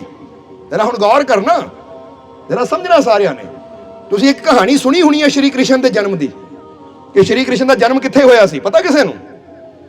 कि कंस की कैद अंदर, काल कोठड़ी के अंदर श्री कृष्ण का जवाब दे दियो। पता ना किनू किनू पता? जरा हाथ खड़ा करके दसो कि सारे किनू किनू पता है इस चीज बारे कि श्री कृष्ण का जन्म किसी महल च नहीं होया सी। उन्हां तो पहला कहंदे 7 बच्चे पैदा होए सी, पर कंस ने सारियां दी हत्या कर दी सी, मार दिता ही सारियां नूं। फिर आखिर में श्री कृष्ण का जन्म होया कित्थे? काल कोठड़ी के अंदर, जिथे दरवाजे बंद है, माता पिता के पैरों च जंजीरां है। हुण जरा सोचण वाली गल है कि देवकी और वासुदेव उत्थे किन्ने सालों तो बंद सी, ओही बेड़ियां, ओही दरवाजे। पर जिद्दां ही श्री कृष्ण का जन्म होया, जिद्दां ही श्री कृष्ण नूं उन्होंने अपने हत्थां च लिया, टोकरी च पा के सिर ते रखिया, बेड़ियां भी खुल गई, दरवाजे भी खुल गए। ताही तो मथुरा तो नदी पार करके गोकुल गए सी श्री कृष्ण छड्डण वास्ते। इहदा मतलब दसना की चाहते हैं कि बंधन उही हुंदे है, पीड़ावां उही हुंदियां है, पर जदों इंसान नूं रब दे प्यारियां दी सोबत मिलदी है ना, सतसंग मिलदा है, उन्हां दी संगत मिलदी है, उन्हां दे चरनां दी छोह मिलदी है, तो फिर इंसान अंदर इन्ना वल आ जांदा है कि इंसान दे पैरां 'च जे दुखां दर्दां परेशानियां दी बेड़ियां हुंदियां भी है, जे इंसान चिंतावां दी मुश्किलां दी काल कोठड़ी 'च बंद भी हुंदा है, पर जदों उहनूं सच्चे मुर्शिद दा साथ मिल जांदा है तो उहदे सारे बंधन खुलदे चले जांदे हैं, वो बेड़ियां टुटदियां चलियां जांदियां है। वो बंद दरवाजे भी जदों बंदा कहंदा ना सारे दरवाजे ही बंद है, सारे पासे दरवाजे ही बंद है, कोई नजर ही नहीं आंदा। ताही तो इन्ने साल देवकी और वासुदेव बैठे रहे सी अंदर ही, पर वो टाइम मिलिया जदों वासुदेव बाहर गए किन्ने सालां बाद। हुण दसना की चाहते यही चीज है कि अगर साडे जीवन च भी दुख है, चिंतावां है, परेशानियां है, कोई पीड़ा है, तो रोण दी बजाए, हाय हाय करन दी बजाए असीं करना की है? अपने मालिक दे नाल जुड़िए, सच्चे संत गुरु रहबर फकीरां दे कोल जाइए, क्योंकि फकीरां गुरुआं रहबरां दी सोबत विच जाके ही साडे गम, साडे दुख दर्द दीयां जंजीरां टुटणियां शुरू हो जांदियां। इसलिए क्या है, दुनिया की फिक्र करके मैं बर्बाद हो गया, तेरा जिक्र करके गम से मैं आजाद हो गया। जे हुण मैं आजाद होना चाहता है, मैं खुशियां नूं हासिल करना चाहता हाँ, कामयाबी नूं हासिल करना चाहता है, तो फिर मैनू चिंता नहीं, फिक्र नहीं, अपने मालिक दा जिक्र करना पएगा। जिक्र दा मतलब समझदे हो ना, उन्होंने याद करना, ओदा सिमरन करना, ओदी बंदगी करनी, अपनी सुरती नूं अपने मालिक की तरफ जोड़ांगे तो हर मुश्किल चों निकलण दा रस्ता मिलता चला जाएगा। समझदे हो कि नहीं? इसलिए ये चीज का हुण विचार करना कि अगर मेरे जीवन च कोई मुश्किल आवे तो चिंता विच हाय हाय करन नाल मुश्किल का हल नहीं होना, बल्कि मुश्किल होर बदनी है, तकलीफ और बदनी है। पर जे मैं अपने मालिक का जिक्र करा और पहुंचा मैं कामिल मुर्शद दे कोल, तो फिर मेरी हर मुश्किल का हल होना शुरू हो जाएगा, मेरा हर बंधन खुलना शुरू हो जाएगा, मैं हर गम तो आजाद होंदा चला जावांगा। क्योंकि जिथे नहीं भी मार्ग है, अगर ओदे नाल जुड़ गए तो उत्थे भी मार्ग बनने शुरू हो जाते हैं। यही तो एक विश्वास की गल है, यही तो रब दे नाम की गल है। ताही तो गुरु रहबर भी कहते हैं कि सगल सृष्टि का राजा दुखिया, हर का नाम जपत होए सुखिया। नाम जपत यानी अपने हरि का जिक्र करन दे नाल, उन्हों याद करन दे नाल ही इंसान के जीवन च सुख आंदे है, खुशियां आंदियां है। तो हम जरा सोच के देखिए, समझ के देखिए कि कबीर साहब ने भी कितनी बड़ी गल कही है। कबीर साहब कहते कि दुख में सिमरन सब करे, सुख में करे ना कोई, और सुख में अगर सिमरन करे तो दुख काहे को। हुण कबीर साहब भी यही गल कह रहे हैं कि सिमरन यानी ਉਹਦਾ ਜ਼ਿਕਰ, ਉਹਨੂੰ याद करना, कि दुख आंदा है तो तू ਉਹਨੂੰ याद करता है। पर अगर तू अपने जीवन का नियम बना लवे कि उठते बैठते मैं अपने मालिक का जिक्र करना है, ਉਹਨੂੰ याद रखना है, तो फिर दुख कदी नेड़े आएगा ही नहीं। इसलिए अपना नियम बना कि अपने अंदर एक विश्वास पैदा कर, रोण की बजाय, चिंता करने की बजाय, क्यों नहीं अपने अंदर बैठे वो मालिक नूं याद करदा, उत्ते विश्वास करदा कि हर मुश्किल चों पार लगाने वाला मेरा मालिक मेरे। इतना दी अंदर एक सोच होनी चाहिए। और एक गल हमेशा याद रखना कि जीवन का कोई मैन्यू नहीं हुंदा। जिद्दां आपां होटल च जांदे आ ना, तो उत्थे कहंदे मैन्यू लियाओ, मैन्यू समझदे हो तुसीं, जिह च खाने के बारे लिखिया हुंदा है कि इत्थे मिलदा की है, दाल मिलदी है, रोटी मिलदी है, किहड़ी सब्जी मिलदी है, पूरा मैन्यू हुंदा है। समझना जरा सारिਆਂ ने। फिर बंदा ऑर्डर करता है कि बई मैनू आह चीज़ लिया दिओ, मैनू दाल मखनी लिया दिओ, मैनू मटर पनीर लिया दिओ, मैनू आह रोटी लिया दिओ, नान लिया दिओ। ਉਹਨੂੰ ਕਹਿੰਦੇ मैन्यू। ये जीवन का कोई मैन्यू नहीं है कि असीं ऑर्डर दईए तो सानू मिल जाए। पर जीवन का एक नियम है, वो दसना चाहते हैं कि जीवन का कोई मैन्यू नहीं है कि जो ऑर्डर देवांगे मिलना वो है। समझते हो कि नहीं? बंदा कहे बैठे बैठे ना मेरी इच्छा है मैनू आह चीज़ मिल जाए, तो बैठे बैठे, ये कोई होटल च नहीं बैठे कि तुसीं बैठे हो कुर्सी ते ऑर्डर किया तो वेटर ने ले आना है, बैरे ने ले आना है, नहीं। इत्थे अगर असीं कुछ पाना चाहते हैं, कुछ हासिल करना चाहते हैं, तो फिर करना की पएगा? याद रखो कि जीवन का कोई मैन्यू नहीं हुंदा, ये जीवन का इको ही नियम है। इत्थे जो तुसीं सर्व करना है वही डिजर्व करना है। समझते हो कि नहीं? जो तुसीं देना है वही तुहानू मिलना है। हुण सर्व असीं करदे आ गाली, यानी कि किसी नूं दिंदे आ गाली, तां कि डिजर्व की करदे आ, फिर हासिल की होना, सानू मिलना की अग्गेओं। हुण कोई किसी नूं गाली देवांगे तो उतों इज्जत नहीं मिलनी, उतों प्यार नहीं मिलना। फिर समझ लो जे सर्व गाली करदे आ ना, दिंदे किसी नूं गालियां, तो फिर तैयार हो जी अग्गेओं गालियां ही खाण नूं, क्योंकि मिलनी भी तो फिर। तो जे किसी नूं प्यार देवांगे, सर्व प्रेम करदे आ, तो डिजर्व भी प्रेम करदे आ, मिलेगा भी प्रेम। अगर ऐसी अच्छा चाहते हैं कि साडे जीवन च खुशियां आन, साडे जीवन च आनंद आवे, तो सब तो पहली गल है वो कर्म करने शुरू कर दियो जो अच्छे है। क्योंकि अच्छा सर्व करांगे, अच्छे कर्म करांगे, तो जीवन च अच्छा होना शुरू हो जाएगा। अज एक गल का जवाब दिओ, सारिਆਂ ਨੂੰ पता है कि साडे वास्ते अच्छा की है, माड़ा की है, पता कि नहीं सारिਆਂ ਨੂੰ? हुण एक बंदा कहता मैं फिट रवां, तंदुरुस्त रवां, उन्होंने पता है कि एक्सरसाइज करना, अच्छी खुराक खाण नाल मैं फिट और तंदुरुस्त रह सकदा, पता है। और यह भी पता है नशा करना, बीड़ी तंबाकू शराब भंग या ये चिट्टा जो भी नशे है ये करना मेरी सेहत वास्ते हानिकारक है, पता है। पर करता बंदा की है? एक्सरसाइज करता। जरा गौर करो, अच्छे खाण पान का ध्यान रखता है? नहीं, खाण पान तो जो आंदा बस स्वाद देखना है। आ भाई सलाद में मजा नहीं आता, आ समोसे आण दिओ तले हुए, बोलो समझते हो कि नहीं? अच्छी चीज़ में मजा नहीं आता, बर्गर आण दिओ, फ्रेंच फ्राई आण दिओ। हुण बंदा जानदिया होया भी वो चीज़ों का सेवन करता जो सानू तंदुरुस्ती दी तो तरफों बीमारी वाल लैके जाती। हुण जो सर्व करना डिजर्व भी तो वही करना ना। या तो फिर तैयार हो जाओ, हाँ भाई मैं बर्गर नहीं मंगा रहा, मैं फैट मंगा रहा, अपने वास्ते बीमारी मंगा रहा, बीमार होने मैं तैयार हाँ। समझते हो कि नहीं? तो जे हुण मैं नहीं, मैं बीमार नहीं होना चाहता, रब नूं कहते रब्बा मैनू तंदुरुस्ती दे, रब्बा मेरी हैल्थ नूं ठीक कर, पर जाके होटल में 4 बर्गर भेज दिओ, क्योंकि एक ना मेरा की बनना है, समोसे भटूरे आण दिओ, क्योंकि रोटी का तो स्वाद ही नहीं आता जब तक तली हुई चीज़ ना खावा मैं। हुण फिर मंदिर मस्जिद गुरुद्वारे जाके रब्बा मैनू तंदुरुस्ती दे, रब ने कहना कमाल दी गल, सर्व वो करके आया, डिजर्व ये करता है, कर्म वो करके आया तो फल ये मंगता है। समझते हो कि नहीं? हुण बंदा कहे मैं उत्थे जाके ना देसी घी दी पूड़ियां खानियां है, पर रब्बा मैनू फिट कर दे, क्या मेरी मसल बॉडी पूरी तरह फिट होवे, कोई फैट ना होवे, तो फिर जो उत्थे करके आए ना फल तो जवाब दे दिओ हुण तुसीं।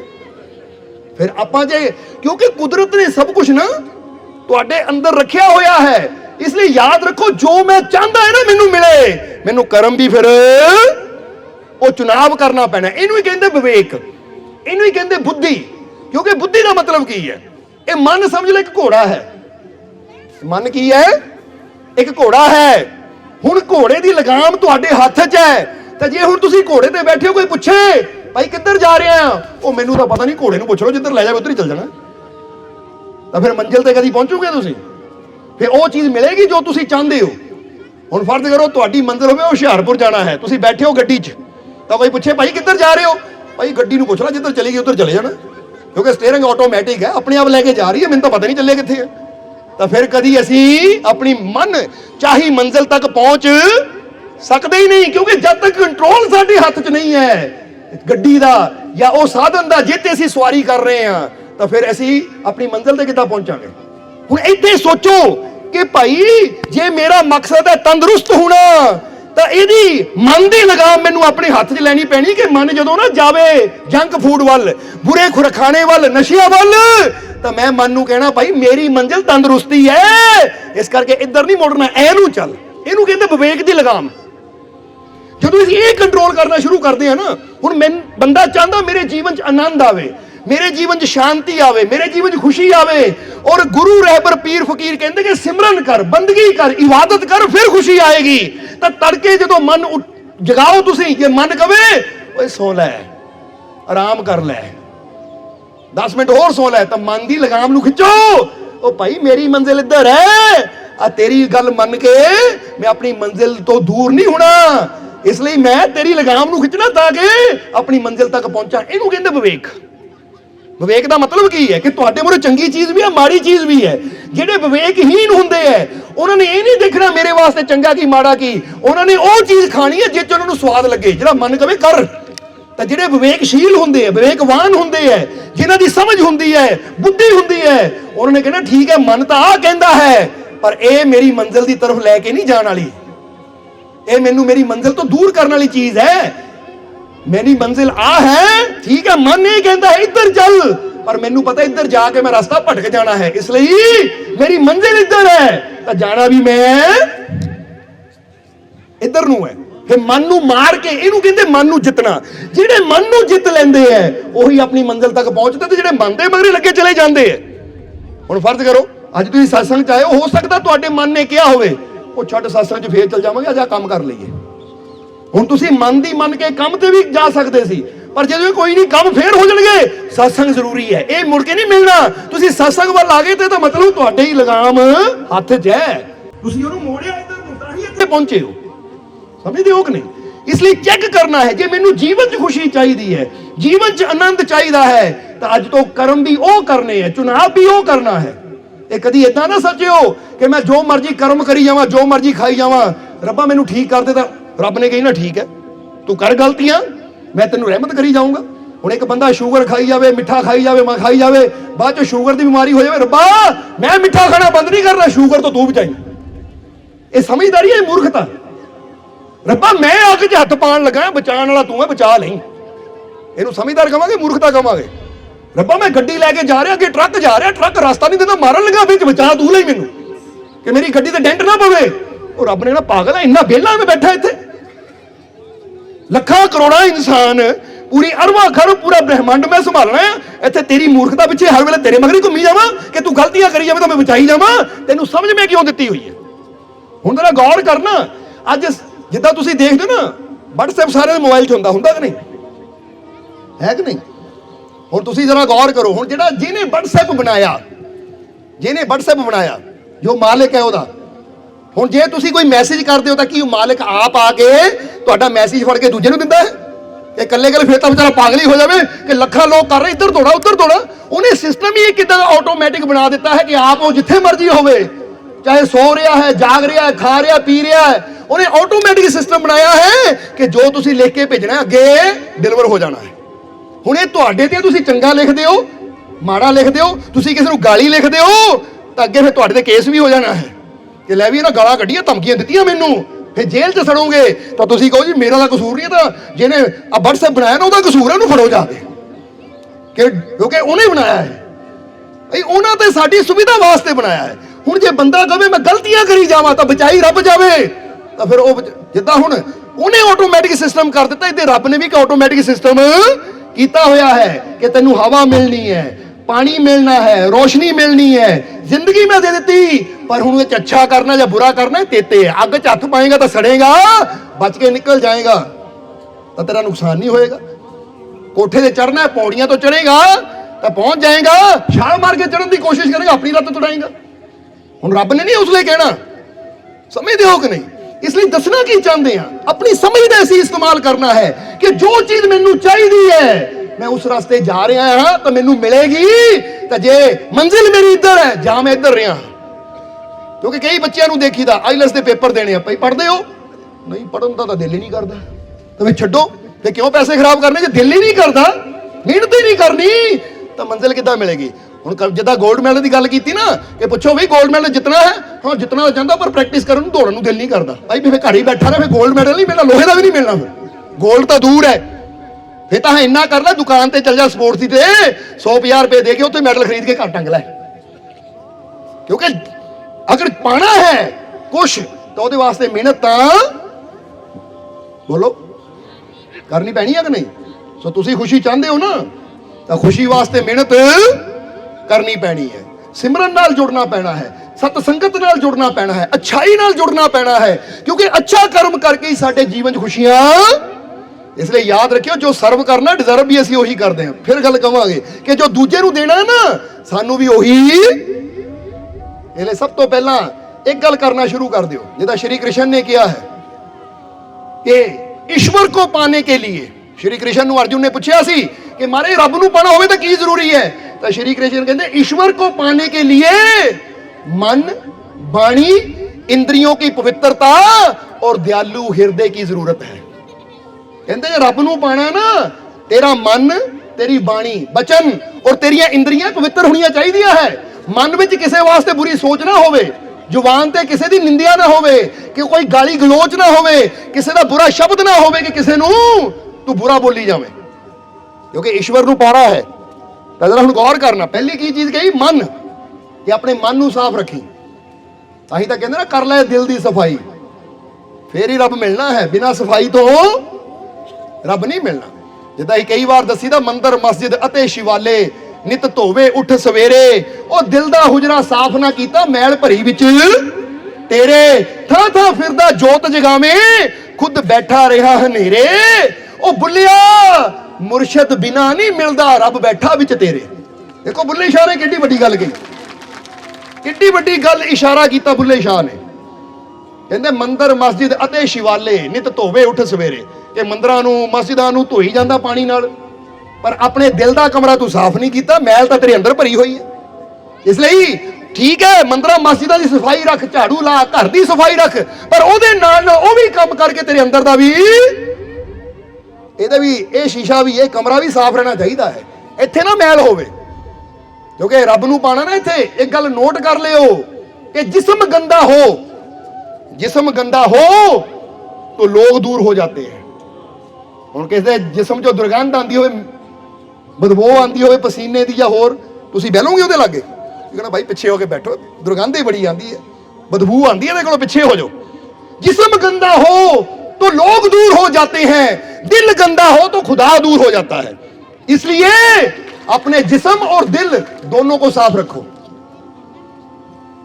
समझते हो कि नहीं कि जिस्म गंदा हो तो लोग दूर हो जाते हैं, दिल गंदा हो तो खुदा दूर हो जाता है। इसलिए अपने जिस्म और दिल दोनों को साफ रखो।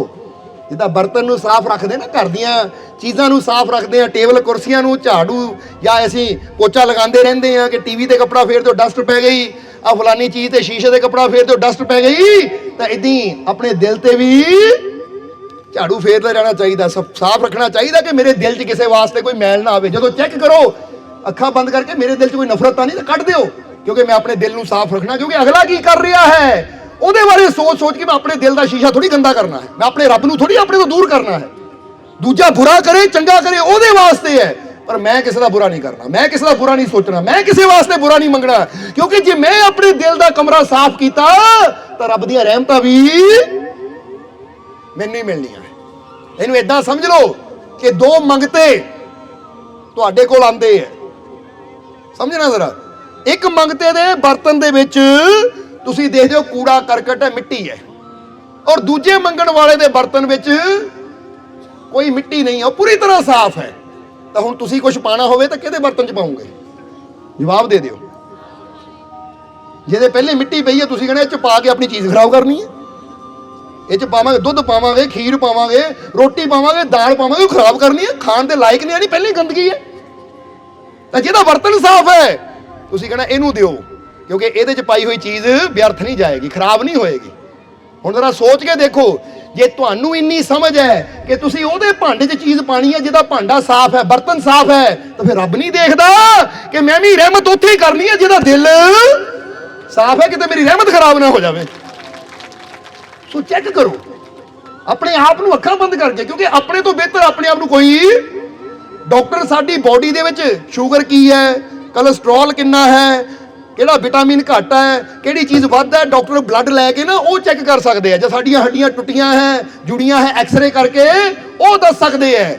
ਪਰ ਸਾਡੇ ਅੰਦਰ ਕੋਈ ਨਫ਼ਰਤ ਹੈ, ਸਾਡੇ ਅੰਦਰ ਕਿਸੇ ਵਾਸਤੇ ਬੁਰੀ ਭਾਵਨਾ ਹੈ, ਸਾਡੇ ਅੰਦਰ ਕਿਸੇ ਵਾਸਤੇ ਜਲਨ ਹੈ, ਅਸੀਂ ਕਿਸੇ ਨੂੰ ਦੇਖ ਕੇ ਸੜੀ ਜਾਂਦੇ ਆ।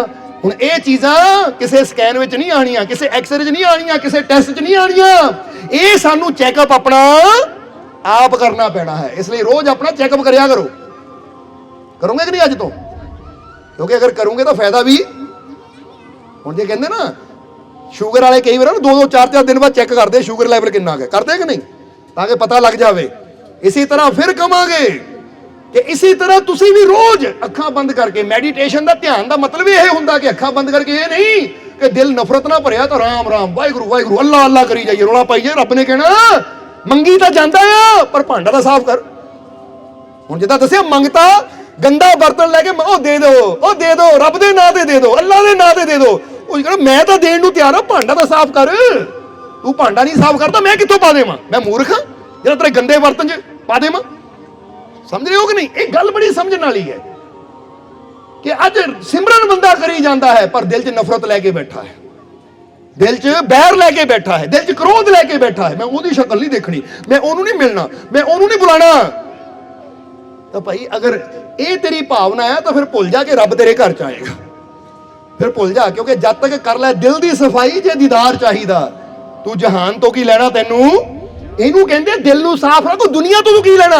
ਕੋਈ ਤੇਰਾ ਦੁਸ਼ਮਣ ਹੈ ਤੂੰ ਭੁਲਾ ਦੇ ਦੁਸ਼ਮਣੀ ਨੂੰ, ਕੋਈ ਤੈਨੂੰ ਗਾਲੀ ਦਿੰਦਾ ਛੱਡ ਦੁਨੀਆ ਨੂੰ। ਉਹ ਤੈਨੂੰ ਮਤਲਬ ਆਪਣੇ ਯਾਰ ਨਾਲ ਹੋਣਾ ਚਾਹੀਦਾ ਹੈ ਕਿ ਜੇ ਆਪਣੀ ਇਹ ਕਮੀ ਨੂੰ ਦੂਰ ਕਰਕੇ, ਆਪਣੀ ਨਫ਼ਰਤ ਨੂੰ ਛੱਡ ਕੇ, ਆਪਣੇ ਕ੍ਰੋਧ ਨੂੰ ਛੱਡ ਕੇ ਜੇ ਮੈਨੂੰ ਮੇਰਾ ਯਾਰ ਮਿਲਦਾ ਹੈ ਤਾਂ ਮੈਂ ਦੁਨੀਆ ਤੋਂ ਕੀ ਲੈਣਾ? ਮੈਨੂੰ ਤਾਂ ਮੇਰਾ ਯਾਰ ਚਾਹੀਦਾ, ਮੇਰਾ ਮਾਲਿਕ ਚਾਹੀਦਾ ਮੈਨੂੰ।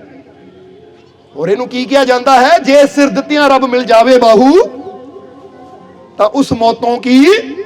ਉਹ ਕਹਿੰਦੇ ਸਿਰ ਦੇ ਕੇ ਵੀ, ਜ਼ਿੰਦਗੀ ਦੇ ਕੇ ਵੀ ਰੱਬ ਮਿਲਦਾ ਤਾਂ ਦੇ ਦੇ, ਪਰ ਤੂੰ ਤਾਂ ਜ਼ਿੰਦਗੀ ਨਹੀਂ ਦੇਣੀ, ਤੂੰ ਤਾਂ ਆਪਣੀਆਂ ਕਮੀਆਂ ਹੀ ਦੇਣੀਆਂ ਹੈ।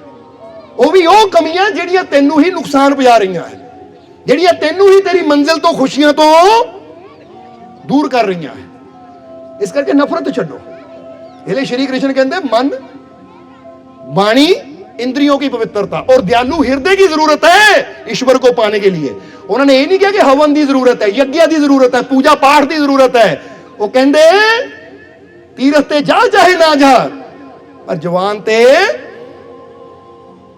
अच्छाई रखी, अच्छे बोल रखी, रब दा नाम रखी, कोई गाली ना रखी, कोई गंदी बोली ना बोली, कोई बद कलामी ना करी, किसी की चुगली निंदिया ना करी। अपनी जुबान तो अच्छा बोली, अपनी बाणी नू, अपने मन नू और अपनी इंद्रियां नू पवित्र रखना है। समझदे हो कि नहीं? और नाल अगे की दसिया दयालु, ये हिरदा दयालु चाहिदा है। ये नहीं कि हिरदा कठोर होवे, क्योंकि दयालु हिरदे का मतलब है कि ना मैं किसी की तकलीफ देख सकता, ना मैं किसी को दुख दे सकता हाँ। क्योंकि जो दिल दयालु होवे ना, वो किसी को तकलीफ नहीं दे सकता, ना ही किसी दुख देख सकता है। हुण कहंदे रब दिलां च वसदा है, तो वो रब कितना दयाल है, इसलिए सब नूं वो दे रहा है। जदों असीं भी अपने अंदरों दया दा भाव लैके आवांगे तो फिर ही अपने रब दे नेड़े जावांगे। तो जे साडा दिल ही कठोर है तो फिर रब दे घर तक तो कदी असीं पहुंच नहीं पावांगे। इसलिए समझना इन्हां चीज़ां नूं। इसलिए फिर कहांगे कि जो असीं अगर चाहते हैं खुशियां तो फिर ये सोच साडे अंदर होनी चाहिए कि मालिक सब नूं खुशियां दे, परमात्मा सब नूं खुशियां दे। ये ना होवे कि दूजियां वास्ते असीं दुख की कामना करिए, दूजियां की बर्बादी की कामना करिए, दूजियां वास्ते बुरी कामना करिए। क्योंकि दूजियां वास्ते बुरी कामना करके असीं आप खुश कदी, सानू खुशियां कदी मिलनियां नहीं। क्योंकि जो सर्व करना मिलना भी तो वही है सानू। समझदे हो कि नहीं? जिसले खुशी चाहिए है तो अज तक वचन कर लो अपने आप ना कि मैं दूजियां नू खुशी देने की कोशिश करनी है, मैं ਸਭ ਦੇ ਵਾਸਤੇ ਖੁਸ਼ੀ ਮੰਗਣੀ ਹੈ, ਮੈਂ ਸਭ ਦੇ ਵਾਸਤੇ ਅਰਦਾਸ ਕਰਨੀ ਹੈ ਕਿ ਪਰਮਾਤਮਾ ਸਭ ਤੇ ਕਿਰਪਾ ਕਰ, ਸਭ ਨੂੰ ਖੁਸ਼ੀਆਂ ਦੇ, ਸਭ ਨੂੰ ਤੰਦਰੁਸਤੀ ਦੇ। ਇਸ ਲਈ ਇਹ ਗੱਲ ਹਮੇਸ਼ਾ ਯਾਦ ਰੱਖਣਾ। ਤਾਂ ਹੀ ਅਸੀਂ ਕਿਹਾ ਕਿ ਜ਼ਿੰਦਗੀ ਨੂੰ ਅਗਰ ਬਦਲਣਾ ਹੈ ਤਾਂ ਸਭ ਤੋਂ ਪਹਿਲਾਂ ਆਪਣੀ ਅੱਜ ਸੋਚ ਨੂੰ ਬਦਲਣਾ ਸ਼ੁਰੂ ਕਰੀਏ, ਆਪਣੇ ਵਿਚਾਰਾਂ ਨੂੰ ਬਦਲਣਾ शुरू करिए और फिर कमांगे कि जिंदगी में सफल होने के लिए तपना जरूरी है। ठीक है, ऐसी बोला, एक बार दोहरा दियो। जिंदगी में सफल होने के लिए तपना जरूरी है। तपने का मतलब समझ दो ना, तपने का मतलब की हुंदा है? ताप चलना, संघर्ष करना, मेहनत करनी, ਇਹਨੂੰ ਕਹਿੰਦੇ ਤਾਪ। ਹੁਣ ਇੱਕ ਸਵਾਲ ਪੁੱਛਾਂਗੇ, ਜਵਾਬ ਦੇਣਾ ਸਾਨੂੰ। ਅਗਰ ਅਸੀਂ ਛੱਲੀ ਖਰੀਦਣੀ ਹੋਵੇ ਕੱਚੀ, ਤਾਂ ਇੱਕ ਛੱਲੀ ਕਿੰਨੇ ਦੀ ਆ ਜਾਏਗੀ? ਕੱਚੀ ਛੱਲੀ 5 ਰੁਪਏ ਦੀ ਮਿਲ ਜਾਏਗੀ ਕੱਚੀ ਛੱਲੀ। ਪਰ ਹੁਣ ਜੇ ਭੁੱਜੀ ਹੋਈ ਛੱਲੀ ਹੋਵੇ ਤਾਂ ਉਹੀ 15 ਜਾਂ 20 ਰੁਪਏ ਦੀ ਮਿਲਦੀ ਹੈ। ਖਾਂਦੇ ਹੋ ਨਾ ਰੇੜੀਆਂ ਤੋਂ 20 ਰੁਪਏ ਦੀ। ਜਰਾ ਹੁਣ ਸਮਝ ਲੈ, ਕੱਚੀ ਸੀ ਤਾਂ 5 ਰੁਪਏ ਕੀਮਤ, ਹੁਣ ਤਪੀ ਤਾਪ ਚੱਲਿਆ ਤਾਂ ਕੀਮਤ ਵੱਧ ਗਈ। ਬੋਲੋ ਵੱਧ ਗਈ ਕਿ ਨਹੀਂ? ਹੁਣ ਅਗਰ ਮੱਕੀ ਦੇ ਦਾਣੇ ਲੈਣੇ ਹੋਣ ਬਾਜ਼ਾਰੋਂ ਜਾ ਕੇ, ਜਿੱਦਾਂ ਕਣਕ ਲੈਂਦੇ ਆ ਅਸੀਂ, ਮੱਕੀ ਦੇ ਦਾਣੇ ਲੈਣੇ ਹੋਣ ਤਾਂ ਕਿੰਨੇ ਰੁਪਏ ਕਿਲੋ? 25 ਰੁਪਏ ਜਾਂ 30 ਰੁਪਏ ਕਿਲੋ। ਬੋਲੋ ਸਮਝਦੇ ਹੋ ਕਿ ਨਹੀਂ? 25 ਜਾਂ 30 ਰੁਪਏ ਕਿਲੋ ਹੋਣਗੇ ਮੱਕੀ ਦੇ ਦਾਣੇ ਅਗਰ ਬਾਜ਼ਾਰੋਂ ਲੈਣੇ ਹੋਣ। ਪਰ ਹੁਣ ਉਹਨਾਂ ਦਾਣੇ ਦੇ ਪੌਪਕਾਰਨ ਬਣਾ ਦਿਓ। ਹੁਣ ਦੇਖਿਆ ਨਾ, ਕਈ ਸਿਨੇਮਾ ਘਰਾਂ 'ਚ ਜਾ ਕੇ ਜਾਂ ਕਿਤੇ ਜਾ ਕੇ ਪੌਪਕਾਰਨ ਲੈਂਦੇ ਤਾਂ ਕਹਿੰਦੇ 70 80 ਰੁਪਏ ਦੇ। ਉਹ ਕਿੰਨੇ ਗ੍ਰਾਮ ਹੁੰਦੇ? 5 ਗ੍ਰਾਮ, ਇੰਨਾ ਕੁ ਹੁੰਦੇ ਹਲਕੇ ਜੇ। ਜਾਂ ਕਿਸੇ ਰੇੜੀ ਤੋਂ ਪੈਕਟ ਲੈਣਾ ਹੋਵੇ 10 ਰੁਪਏ ਦਾ ਪੈਕਟ ਮਿਲਦਾ ਹੈ, ਔਰ ਹੁੰਦੇ ਉਹ 'ਚ ਕਿੰਨੇ ਹੈ? ਸ਼ਾਇਦ 1-2 ਗ੍ਰਾਮ, 5 ਗ੍ਰਾਮ। ਜਰਾ ਸਮਝਣਾ ਸਾਰਿਆਂ ਨੇ। ਹੁਣ ਉਦਾਂ ਦਾਣੇ 30 ਰੁਪਏ ਕਿਲੋ, ਪਰ ਜਦੋਂ ਉਹ ਕੜਾਈ 'ਚ ਪੈ ਕੇ ਪੁੱਜੇ, ਕੜਾਈ 'ਚ ਪੈ ਕੇ ਤਾਪ ਚੱਲਿਆ, ਤਾਂ ਜਿੱਥੇ ਕਿਲੋ 30 ਰੁਪਏ ਦੇ, ਉੱਥੇ ਹੁਣ ਕਿਲੋ ਲੈਣੇ ਹੁਣ ਨਾ ਪੌਪਕਾਰਨ ਤਾਂ ਸ਼ਾਇਦ 400-500 ਦੇ ਲਾਗੇ ਪਹੁੰਚ ਜਾਣੋ। ਕਿਉਂ ਕੀਮਤ ਵਧੀ? ਕੀਮਤ ਕਿਉਂ ਵਧੀ? ਕਿਉਂਕਿ ਤਾਪ ਚੱਲਿਆ। ਸਮਝਦੇ ਹੋ ਕਿ ਨਹੀਂ? ਹੁਣ ਆਲੂ ਖਰੀਦਣੇ ਹੁਣ ਤਾਂ ਕਿੰਨੇ ਰੁਪਏ ਕਿਲੋ ਹੈ? ਆਲੂ ਖਰੀਦੇ ਹੁਣ ਤੁਸੀਂ ਖਰੀਦੇ ਹੋਣੇ 10-15 ਰੁਪਏ, ਸ਼ਾਇਦ 15 ਜਾਂ 20 ਰੁਪਏ ਕਿਲੋ ਹੋਣਗੇ ਆਲੂ। ਹੁਣ ਜ਼ਰਾ ਗੌਰ ਕਰਨਾ, ਹੁਣ ਇੱਕ ਚਿਪਸ ਦਾ ਪੈਕਟ ਲੈਣਾ ਹੋਵੇ ਜਿਸ 'ਚ 5 ਗ੍ਰਾਮ 10 ਗ੍ਰਾਮ ਚਿਪਸ ਦੇ ਪੈਕਟ ਹੁੰਦੇ, ਉਹ ਕਿੱਦਾਂ ਦੇ? 20 ਰੁਪਏ ਦਾ ਪੈਕਟ। ਲੇਸ ਦਾ ਹੋ ਗਿਆ, ਅੰਕਲ ਚਿਪਸ ਹੋ ਗਏ। ਹੁਣ ਉਹ ਇੰਨੇ ਮਹਿੰਗੇ ਕਿਉਂ? ਕਿਉਂਕਿ ਉਹਨਾਂ ਨੇ ਆਪ ਚੱਲਿਆ ਹੈ। ਸਮਝਦੇ ਹੋ ਕਿ ਨਹੀਂ? ਔਰ ਉਸੇ ਹੀ ਆਲੂ ਦੇ ਜਦੋਂ ਫ੍ਰੈਂਚ ਫਰਾਈ ਬਣਾ ਦਿਓ, ਫ੍ਰੈਂਚ ਫਰਾਈ ਸਮਝਦੇ ਹੋ ਨਾ, ਆਲੂਆਂ ਨੂੰ ਕੱਟ ਕੇ ਤਲੇ ਹੋਏ ਜਿਹੜੇ ਕਿ ਮੈਕਡੋਨਲਡ ਜਾਂ ਕਿਤੇ ਮਿਲਦੇ ਆ, ਤਾਂ ਹੁਣ ਉਹ ਫ੍ਰੈਂਚ ਫਰਾਈਜ਼ ਲੈਣੇ ਹੁਣ ਆਲੂ ਤਾਂ 10 ਰੁਪਏ ਕਿਲੋ ਜਾਂ 15 ਰੁਪਏ ਕਿਲੋ, ਪਰ ਫ੍ਰੈਂਚ ਫਰਾਈਜ਼ ਇੰਨੇ ਹੁਣ 50-60 ਰੁਪਏ ਦੀ ਪਲੇਟ ਮਿਲਦੀ ਹੈ, ਕਿਉਂਕਿ ਉੱਪਰ ਮਿਰਚ ਮਸਾਲਾ ਪਾਇਆ ਹੁੰਦਾ। ਯਾਨੀ ਉਹਨੂੰ ਕੱਟਣਾ, ਤਲਣਾ, ਤਾਪ ਚੱਲਿਆ, ਮਿਰਚ ਮਸਾਲਾ ਪਾ ਲਿਆ ਉੱਪਰ, ਤਾਂ ਕੀਮਤ ਵੈਲਿਊ ਹੋਰ ਵੀ। ਚਾਟ ਦੀ ਪਲੇਟ ਖਾਂਦੇ ਹੋ ਨਾ ਤੁਸੀਂ, ਆ ਪਾ ਦੇ ਚਟਨੀ ਉੱਪਰ, ਆਲੂਆਂ ਦੀ ਚਾਟ, ਆ ਪਾ ਦੇ ਮਿਰਚ ਮਸਾਲਾ ਜਰਾ ਦੇ, ਤਾਂ ਫਿਰ ਉਹ ਪਲੇਟ ਕਿੰਨੇ ਦੀ ਮਿਲਦੀ? ਆਲੂ ਕਿੰਨੇ ਦੇ? ਇੱਕ ਅੱਧਾ ਆਲੂ ਇਹਨੂੰ ਕੱਟ ਕੇ ਪਲੇਟ 'ਚ ਪਾ ਕੇ, ਉਹ ਐ ਨਮਕ ਮਿਰਚ ਪਾਣ ਦੇ ਨਾਲ ਹੀ ਉਬਾਲ ਕੇ ਜਾਂ ਭੁੰਨ ਕੇ ਦਿੰਦੇ ਐ। ਨਮਕ ਮਿਰਚ ਪਾਣ ਨਾਲ ਹੀ, ਚਟਨੀ ਪਾਣ ਨਾਲ ਹੀ ਉਹੀ ਪਲੇਟ 25 ਰੁਪਏ ਦੀ ਮਿਲਦੀ ਹੈ। ਹੁੰਦੀ ਹੈ ਕਿ ਨਹੀਂ? ਵੈਲਿਊ ਕਿੱਦਾਂ ਬਣਦੀ ਹੈ? ਅੱਜ ਬੰਦਾ ਜਰਾ ਗੌਰ ਕਰਨਾ, ਅਗਰ ਵੈਲਿਊ ਬਣਾਣੀ ਹੈ ਆਪਣੀ, ਕੀਮਤ ਬਣਾਣੀ ਹੈ ਆਪਣੀ, ਤਾਂ ਸਾਨੂੰ ਵੀ ਤਾਪ ਝੱਲਣਾ ਪਏਗਾ। ਆ ਦੁਨੀਆ ਦੀ ਜਿਹੜੀਆਂ ਗੱਲਾਂ ਹੁੰਦੀਆਂ ਨਾ ਲੂਣ ਮਿਰਚ ਮਸਾਲੇ ਵਰਗੀਆਂ, ਉਹਨਾਂ ਨੂੰ ਸਹਿਣ ਕਰਨਾ ਪਏਗਾ। ਕਿਉਂਕਿ ਬਰਦਾਸ਼ਤ ਕਰਾਂਗੇ, ਸਹਿਣ ਸ਼ਕਤੀ ਪੈਦਾ ਕਰਾਂਗੇ, ਤਾਂ ਫੇਰ ਹੀ ਅਸੀਂ ਅੱਗੇ ਦਿਓ ਵੱਧ ਸਕਦੇ ਹਾਂ। ਫੇਰ ਹੀ ਸਾਡੀ ਵੈਲਿਊ ਵਧੇਗੀ, ਫੇਰ ਹੀ ਸਾਡੀ ਕੀਮਤ ਵਧੇਗੀ, ਫੇਰ ਹੀ ਸਾਡੀ ਅਹਿਮੀਅਤ ਵਧੇਗੀ। ਅੱਜ ਬੰਦਾ ਕੀ ਹੈ? ਵੈਲਿਊ ਮੇਰੀ ਵਧਣੀ ਚਾਹੀਦੀ ਹੈ, ਕੀਮਤ ਮੇਰੀ ਵਧਣੀ ਚਾਹੀਦੀ ਹੈ, ਤਨਖਾਹ ਮੇਰੀ ਵਧਣੀ ਚਾਹੀਦੀ ਹੈ, ਪਰ ਮੈਂ ਜੋ ਕਰਦਾ ਕੰਮ ਇੰਨਾ ਕੀ ਕਰਨਾ ਹੈ। ਸਮਝਦੇ ਹੋ ਕਿ ਨਹੀਂ? ਜੇ ਅਸੀਂ ਵੈਲਿਊ ਵਧਾਣੀ ਚਾਹੁੰਦੇ ਤਾਂ ਮਿਹਨਤ ਵੀ ਸਾਨੂੰ ਵਧਾਣੀ ਪੈਣੀ ਹੈ। ਫਿਰ ਸਾਨੂੰ ਲੋਕਾਂ ਦੀਆਂ ਗੱਲਾਂ ਬਰਦਾਸ਼ਤ, ਕਿਉਂਕਿ ਮਿਰਚ ਮਸਾਲੇ ਵਰਗੀਆਂ ਗੱਲਾਂ ਹੁੰਦੀਆਂ ਕਿ ਨਹੀਂ? ਲੈ ਵੀ ਉਹ ਤਾਂ ਜ਼ਖਮਾਂ ਤੇ ਲੂਣ ਛਿੜਕਦਾ, ਉਹ ਇਦਾਂ ਦੀਆਂ ਗੱਲਾਂ ਕਰਦਾ, ਚੁੱਭਦੀਆਂ ਐ ਮੈਨੂੰ। ਭਾਈ ਲੂਣ ਪਏਗਾ ਤਾਂ ਫੇਰ ਹੀ ਕੀਮਤ ਵਧੇਗੀ। ਇਸ ਲਈ ਇਹ ਸੋਚ ਕੇ ਲੋਕੀ ਗੱਲਾਂ ਕਰ ਰਹੇ ਐ ਤਾਂ ਦੁਖੀ ਹੋ ਕੇ ਨਹੀਂ ਬੈਠਣਾ, ਹਾਏ ਹਾਏ ਨਹੀਂ ਕਰਨੀ, ਬਲਕਿ ਅਗਰ ਕੋਈ ਤੈਨੂੰ ਕਵੇ ਓਏ ਤੂੰ ਏਦਾਂ ਤੂੰ ਉਦਾਂ, ਤਾਂ ਸੋਚੋ ਅੱਛਾ ਇਹ ਮੈਨੂੰ ਚੁਣੌਤੀ ਦਿੱਤੀ ਹੈ, ਕੋਈ ਨਹੀਂ, ਜੇ ਤੂੰ ਕਹਿੰਦਾ ਤੂੰ ਨਹੀਂ ਕਰ ਸਕਦਾ, ਹੁਣ ਮੈਂ ਤੈਨੂੰ ਕਰਕੇ, ਜਿੱਦਾਂ ਅਸੀਂ ਕਿਹਾ ਨਾ ਇੱਕ ਸਤਸੰਗ 'ਚ ਦੱਸਿਆ ਸੀ कि जीत कर दिखाओ उन लोगों को जो तुम्हारे हारने का इंतजार कर रहे हैं।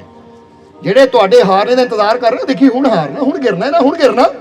ਜਿੱਤ ਕੇ ਦਿਖਾਓ ਤਾਂ ਕਿ ਉਹ ਵੀ ਕਹਿਣਾ ਹੈ ਅਸੀਂ ਤਾਂ ਸੋਚਿਆ ਸੀ ਗਿਰ ਜਾਣਾ, ਪਰ ਇਹ ਤਾਂ ਮੰਜ਼ਿਲ ਤੇ ਪਹੁੰਚ ਗਿਆ। ਸਮਝਦੇ ਹੋ? ਮਜ਼ਾ ਹੀ ਫੇਰ ਆਉਂਦਾ ਹੈ ਕਿ ਜਿੱਥੇ ਸਾਰੀ ਦੁਨੀਆ ਲੱਤ ਖਿੱਚ ਕੇ ਨਾ ਥੱਲੇ ਗਿਰਾਉਣ ਦੀ ਕੋਸ਼ਿਸ਼ ਕਰੇ, ਤੁਸੀਂ ਆਪਣੀ ਹਿੰਮਤ ਨਾਲ, ਆਪਣੇ ਹੌਸਲੇ ਨਾਲ ਅੱਗੇ ਵੱਧ ਕੇ ਦਿਖਾਓ, ਤਾਂ ਕਿ ਲੋਕਾਂ ਨੂੰ ਪਤਾ ਲੱਗੇ ਅਸੀਂ ਤਾਂ ਲੱਖ ਕੋਸ਼ਿਸ਼ਾਂ ਕੀਤੀਆਂ ਸੀ ਇਹਨੂੰ ਗਿਰਾਉਣ ਦੀਆਂ, ਪਰ ਇਹ ਗਿਰਿਆ ਨਹੀਂ। ਇਹ ਤਾਂ ਵਿਸ਼ਵਾਸ ਇੰਨਾ ਸੀ ਆਪਣੇ ਰੱਬ ਤੇ, ਇਹਦਾ ਵਿਸ਼ਵਾਸ ਇੰਨਾ ਸੀ ਆਪਣੀ ਮਿਹਨਤ ਤੇ, ਇਹ ਤਾਂ ਲੱਖ ਰੁਕਾਵਟਾਂ ਨੂੰ ਪਾਰ ਕਰਦਾ ਹੋਇਆ ਵੀ ਮੰਜ਼ਿਲ ਤੱਕ ਪਹੁੰਚ ਗਿਆ। ਸਮਝ ਆ ਰਹੀ ਸਾਡੀ ਗੱਲ? ਇਹ ਜੋਸ਼ ਪੈਦਾ ਕਰੋ ਆਪਣੇ ਅੰਦਰ। ਤਾਂ ਹੀ ਤਾਂ ਕਿਹਾ ਕਿ ਆਪਣੀ ਹਿੰਮਤ ਨੂੰ ਘਟਾ ਕੇ ਨਾ ਬੈਠੋ ਕਿ ਮੇਰੇ ਤੋਂ ਨਹੀਂ ਹੋਣਾ, ਮੈਂ ਨਹੀਂ ਕਰ ਸਕਦਾ, ਬਲਕਿ ਆਪਣੀ ਹਿੰਮਤ ਨੂੰ, ਆਪਣੇ ਹੌਸਲੇ ਨੂੰ ਵਧਾਣਾ ਹੈ ਕਿ ਮੈਂ ਹਰ ਸੰਘਰਸ਼ ਕਰਨ ਨੂੰ ਤਿਆਰ ਹਾਂ। ਅਗਰ ਮੈਂ ਮੰਜ਼ਿਲ ਤੇ ਪਹੁੰਚਣਾ ਹੈ ਤਾਂ ਮੈਂ ਹਰ ਤਰ੍ਹਾਂ ਦੀ ਮਿਹਨਤ ਕਰਨ ਨੂੰ ਕਹਿ ਦਿਓ ਤਿਆਰ ਹੋ ਕਿ ਨਹੀਂ? ਕਿਉਂਕਿ ਜਬ ਦਿਲ में है अरमान लिया, ਜਦੋਂ ਹੁਣ ਦਿਲ 'ਚ ਅਰਮਾਨ ਪੈਦਾ ਕਰ ਹੀ ਲਿਆ ਹੈ, जब दिल में है कह दो अरमान लिया, मंजिल को अपनी जान लिया। हुण जान ही लिया कि वो मेरी मंजिल है, उत्थे मैं पहुंचना है। जब दिल में है अरमान लिया, मंजिल को अपनी जान लिया। अब मुश्किल क्या आसान है क्या, जब ठान लिया तो ठान लिया। हुण तां करके ही दिखावांगे की मुश्किल की आसान। ਹੁਣ ਰਸਤੇ ਬੰਦ, ਹੁਣ ਰਸਤੇ ਬਲੌਕ, ਹੁਣ ਰਸਤੇ 'ਚ ਜਾਮ ਲੱਗੇ, ਹੁਣ ਰਸਤੇ 'ਚ ਧਰਨੇ ਲੱਗੇ, ਹੁਣ ਲੋਕਾਂ ਨੇ ਰੋਡ ਬੰਦ ਕੀਤੇ ਹੋਏ। ਪਰ ਜੇ ਜਾਣ ਹੀ ਲਿਆ ਕਿ ਮੰਜ਼ਿਲ ਤੇ ਪਹੁੰਚਣਾ ਹੈ ਤਾਂ ਫਿਰ ਕੀ ਮੁਸ਼ਕਿਲ ਕੀ ਆਸਾਨ। ਹੁਣ ਤਾਂ ਮੰਜ਼ਿਲ ਤੇ ਪਹੁੰਚ ਕੇ ਰੁਕਾਂਗੇ, ਪਰਵਾਹ ਹੀ ਕੋਈ ਨਹੀਂ। ਇਦਾਂ ਦੀ ਸੋਚ ਹੋਣੀ ਚਾਹੀਦੀ ਹੈ, ਇਦਾਂ ਦਾ ਵਿਸ਼ਵਾਸ ਹੋਣਾ ਚਾਹੀਦਾ ਆਪਣੇ ਅੰਦਰ। ਪਰ ਸਭ ਤੋਂ ਪਹਿਲਾਂ ਮੰਜ਼ਿਲ ਤੇ ਪਹੁੰਚਣ ਤੋਂ ਪਹਿਲਾਂ ਮੰਜ਼ਿਲ ਨੂੰ ਜਾਣਨਾ ਪੈਂਦਾ ਕਿ ਮੇਰੀ ਮੰਜ਼ਿਲ ਕੀ ਹੈ, ਮੈਂ ਪਾਣਾ ਕੀ ਚਾਹੁੰਦਾ ਹਾਂ। ਸਮਝਦੇ ਹੋ ਕਿ ਨਹੀਂ? ਜੇ ਕਾਮਯਾਬੀ ਚਾਹੁੰਦੇ ਆ, ਸਫਲਤਾ ਚਾਹੁੰਦੇ ਆ, ਹੁਣ ਕਈ ਬੱਚੇ ਨਾ ਆਂਦੇ ਆ ਮਾਲਕੋ ਅਸੀਂ ਨਾ IPS ਕਰਨਾ ਹੈ, ਇਹ ਚਾਹੁੰਦੇ IPS ਦਾ ਟੈਸਟ ਪਾਸ ਕਰੀਏ, SSP ਬਣੀਏ, ਪਰ ਹੁੰਦਾ ਕੀ ਹੈ, ਪੜਨ ਨੂੰ ਦਿਲ ਨਹੀਂ ਕਰਦਾ ਜਾਂ ਪੜਨ 'ਚ ਮਨ ਨਹੀਂ ਲੱਗਦਾ। ਤਾਂ ਫਿਰ ਇਹਦਾ ਮਤਲਬ ਕੀ ਹੈ ਭਾਈ? ਜੇ ਸੋਚ ਲਿਆ ਬਣਨਾ ਹੈ ਤਾਂ ਮੰਜ਼ਿਲ ਨਜ਼ਰ ਆ ਰਹੀ ਹੈ ਨਾ, ਸੋਚ ਲਿਆ ਕਰਨਾ ਹੈ ਤਾਂ ਹੁਣ ਫਿਰ ਚਾਹੇ ਮੁਸ਼ਕਿਲ ਹੈ ਚਾਹੇ ਆਸਾਨ ਹੈ, ਬਸ ਲੱਗ ਜਾਓ ਇੱਕ ਵਾਰ ਕਿ ਜਦ ਤੱਕ ਮੰਜ਼ਿਲ ਮਿਲਣੀ ਨਹੀਂ ਮੈਂ ਰੁਕਣਾ। फिर मुश्किल की आसान की, पाना है अपनी मंजिल पा के दिखाना है। क्योंकि फिर कहांगे एक बार कहना नाल नाल, जब दिल में है अरमान लिया, मंजिल को अपनी जान लिया। अब मुश्किल क्या आसान है क्या, जब ठान लिया तो ठान लिया कि नहीं? तुसी भी सोचो जीवन च मैनू कामयाबी चाहिए तो कामयाब होके मैं दिखाना है। जे जिंदगी च मैनू ਰੱਬ ਵੀ ਚਾਹੀਦਾ ਹੈ ਤਾਂ ਦੁਨੀਆ ਕਹਿੰਦੀ ਰੱਬ ਨੂੰ ਪਾਣਾ ਬੜਾ ਔਖਾ ਹੈ, ਤਾਂ ਮੈਂ ਰੱਬ ਨੂੰ ਵੀ ਪਾ ਕੇ ਦਿਖਾਊਂਗਾ, ਉਹਦੀ ਰਹਿਮਤ ਤੱਕ ਪਹੁੰਚ ਕੇ ਦਿਖਾਊਂਗਾ। ਜੇ ਅੱਜ ਮੈਂ ਬਿਮਾਰ ਹਾਂ, ਅੱਜ ਮੇਰੇ ਅੰਦਰ ਕੋਈ ਪ੍ਰੋਬਲਮ ਹੈ, ਤਾਂ ਆਪਣੇ ਮਾਲਿਕ ਤੇ ਵਿਸ਼ਵਾਸ ਕਰਕੇ ਮੈਂ ਤੰਦਰੁਸਤੀ ਦੀ ਮੰਜ਼ਿਲ ਨੂੰ ਹਾਸਲ ਕਰਕੇ ਦਿਖਾਣਾ ਕਿ ਦੁਨੀਆ ਨੂੰ ਕਹਿ ਸਕਾਂ ਦੇਖੋ ਮੈਂ ਕਿਹੜੇ ਦੁੱਖ ਚੋਂ ਨਿਕਲ ਕੇ ਕਿੱਥੇ ਪਹੁੰਚਿਆ, ਕਿੱਦਾਂ ਮੈਂ ਆਪਣੀਆਂ ਮੁਸ਼ਕਿਲਾਂ ਦਾ ਅੰਤ ਕੀਤਾ। ਇਹ ਕਰਨਾ ਹੈ, ਡਰਨਾ ਨਹੀਂ ਹੈ, ਹਿੰਮਤ ਹਾਰ ਕੇ ਬੈਠਣਾ ਨਹੀਂ ਹੈ, ਬਲਕਿ ਜੇ ਮੰਜ਼ਿਲ ਨੂੰ ਪਾਣਾ ਹੈ ਤਾਂ ਹੌਸਲੇ ਨਾਲ ਕਦਮ ਤਾਂ ਕਹਿ ਦਿਓ ਵਧਾਣਾ ਹੀ ਪੈਣਾ ਹੈ। ਇਸ ਲਈ ਫਿਰ ਕਹਾਂਗੇ ਰੱਬ ਦੀ ਬਣਾਈ ਹਰ ਚੀਜ਼ ਸਾਨੂੰ ਬੜੀ ਸਿੱਖਿਆ ਦਿੰਦੀ ਹੈ, ਬੜਾ ਸਮਝਾਉਂਦੀ ਹੈ ਕਿ ਸਾਨੂੰ ਕਰਨਾ ਕੀ ਚਾਹੀਦਾ ਹੈ। ਇਸ ਲਈ ਆਓ ਹੁਣ ਥੋੜਾ ਜਿਹਾ ਟਾਈਮ ਕਾਫੀ ਹੋ ਗਿਆ ਨੇ, ਥੋੜੇ ਜਿਹੇ ਵਚਨਾਂ 'ਚ ਅਸੀਂ ਕੁਝ ਐਸੀਆਂ ਚੀਜ਼ਾਂ ਤੁਹਾਨੂੰ ਦੱਸਣੀਆਂ ਹੈ ਕਿ ਸਾਨੂੰ ਕਿੱਦਾਂ, ਅਗਰ ਬੰਦੇ ਨੇ ਗਿਆਨ ਲੈਣਾ ਹੋਵੇ ਨਾ, ਸਮਝ ਲੈਣੀ ਹੋਵੇ, ਤਾਂ ਬੰਦਾ ਆਪਣੇ ਘਰ ਦੇ ਕਮਰੇ 'ਚ ਬੈਠਾ ਹੀ ਬੜੀ ਸਮਝ ਲੈ ਸਕਦਾ ਹੈ। ਸਮਝਦੇ ਹੋ ਕਿ ਨਹੀਂ? ਕਿੱਦਾਂ ਸਮਝ ਲੈ ਸਕਦਾ ਹੈ? ਪਤਾ ਕਿੱਦਾਂ ਲੈ ਸਕਦਾ ਹੈ? ਜਦੋਂ ਤੁਸੀਂ ਕਮਰੇ 'ਚ ਬੈਠੇ ਹੋ, ਕਮਰੇ 'ਚ ਬੈਠੇ ਹੋ ਤਾਂ ਸਾਹਮਣੇ ਕੀ ਹੈ? ਦਰਵਾਜ਼ਾ। ਬੋਲੋ ਸਮਝਦੇ ਹੋ ਕਿ ਨਹੀਂ?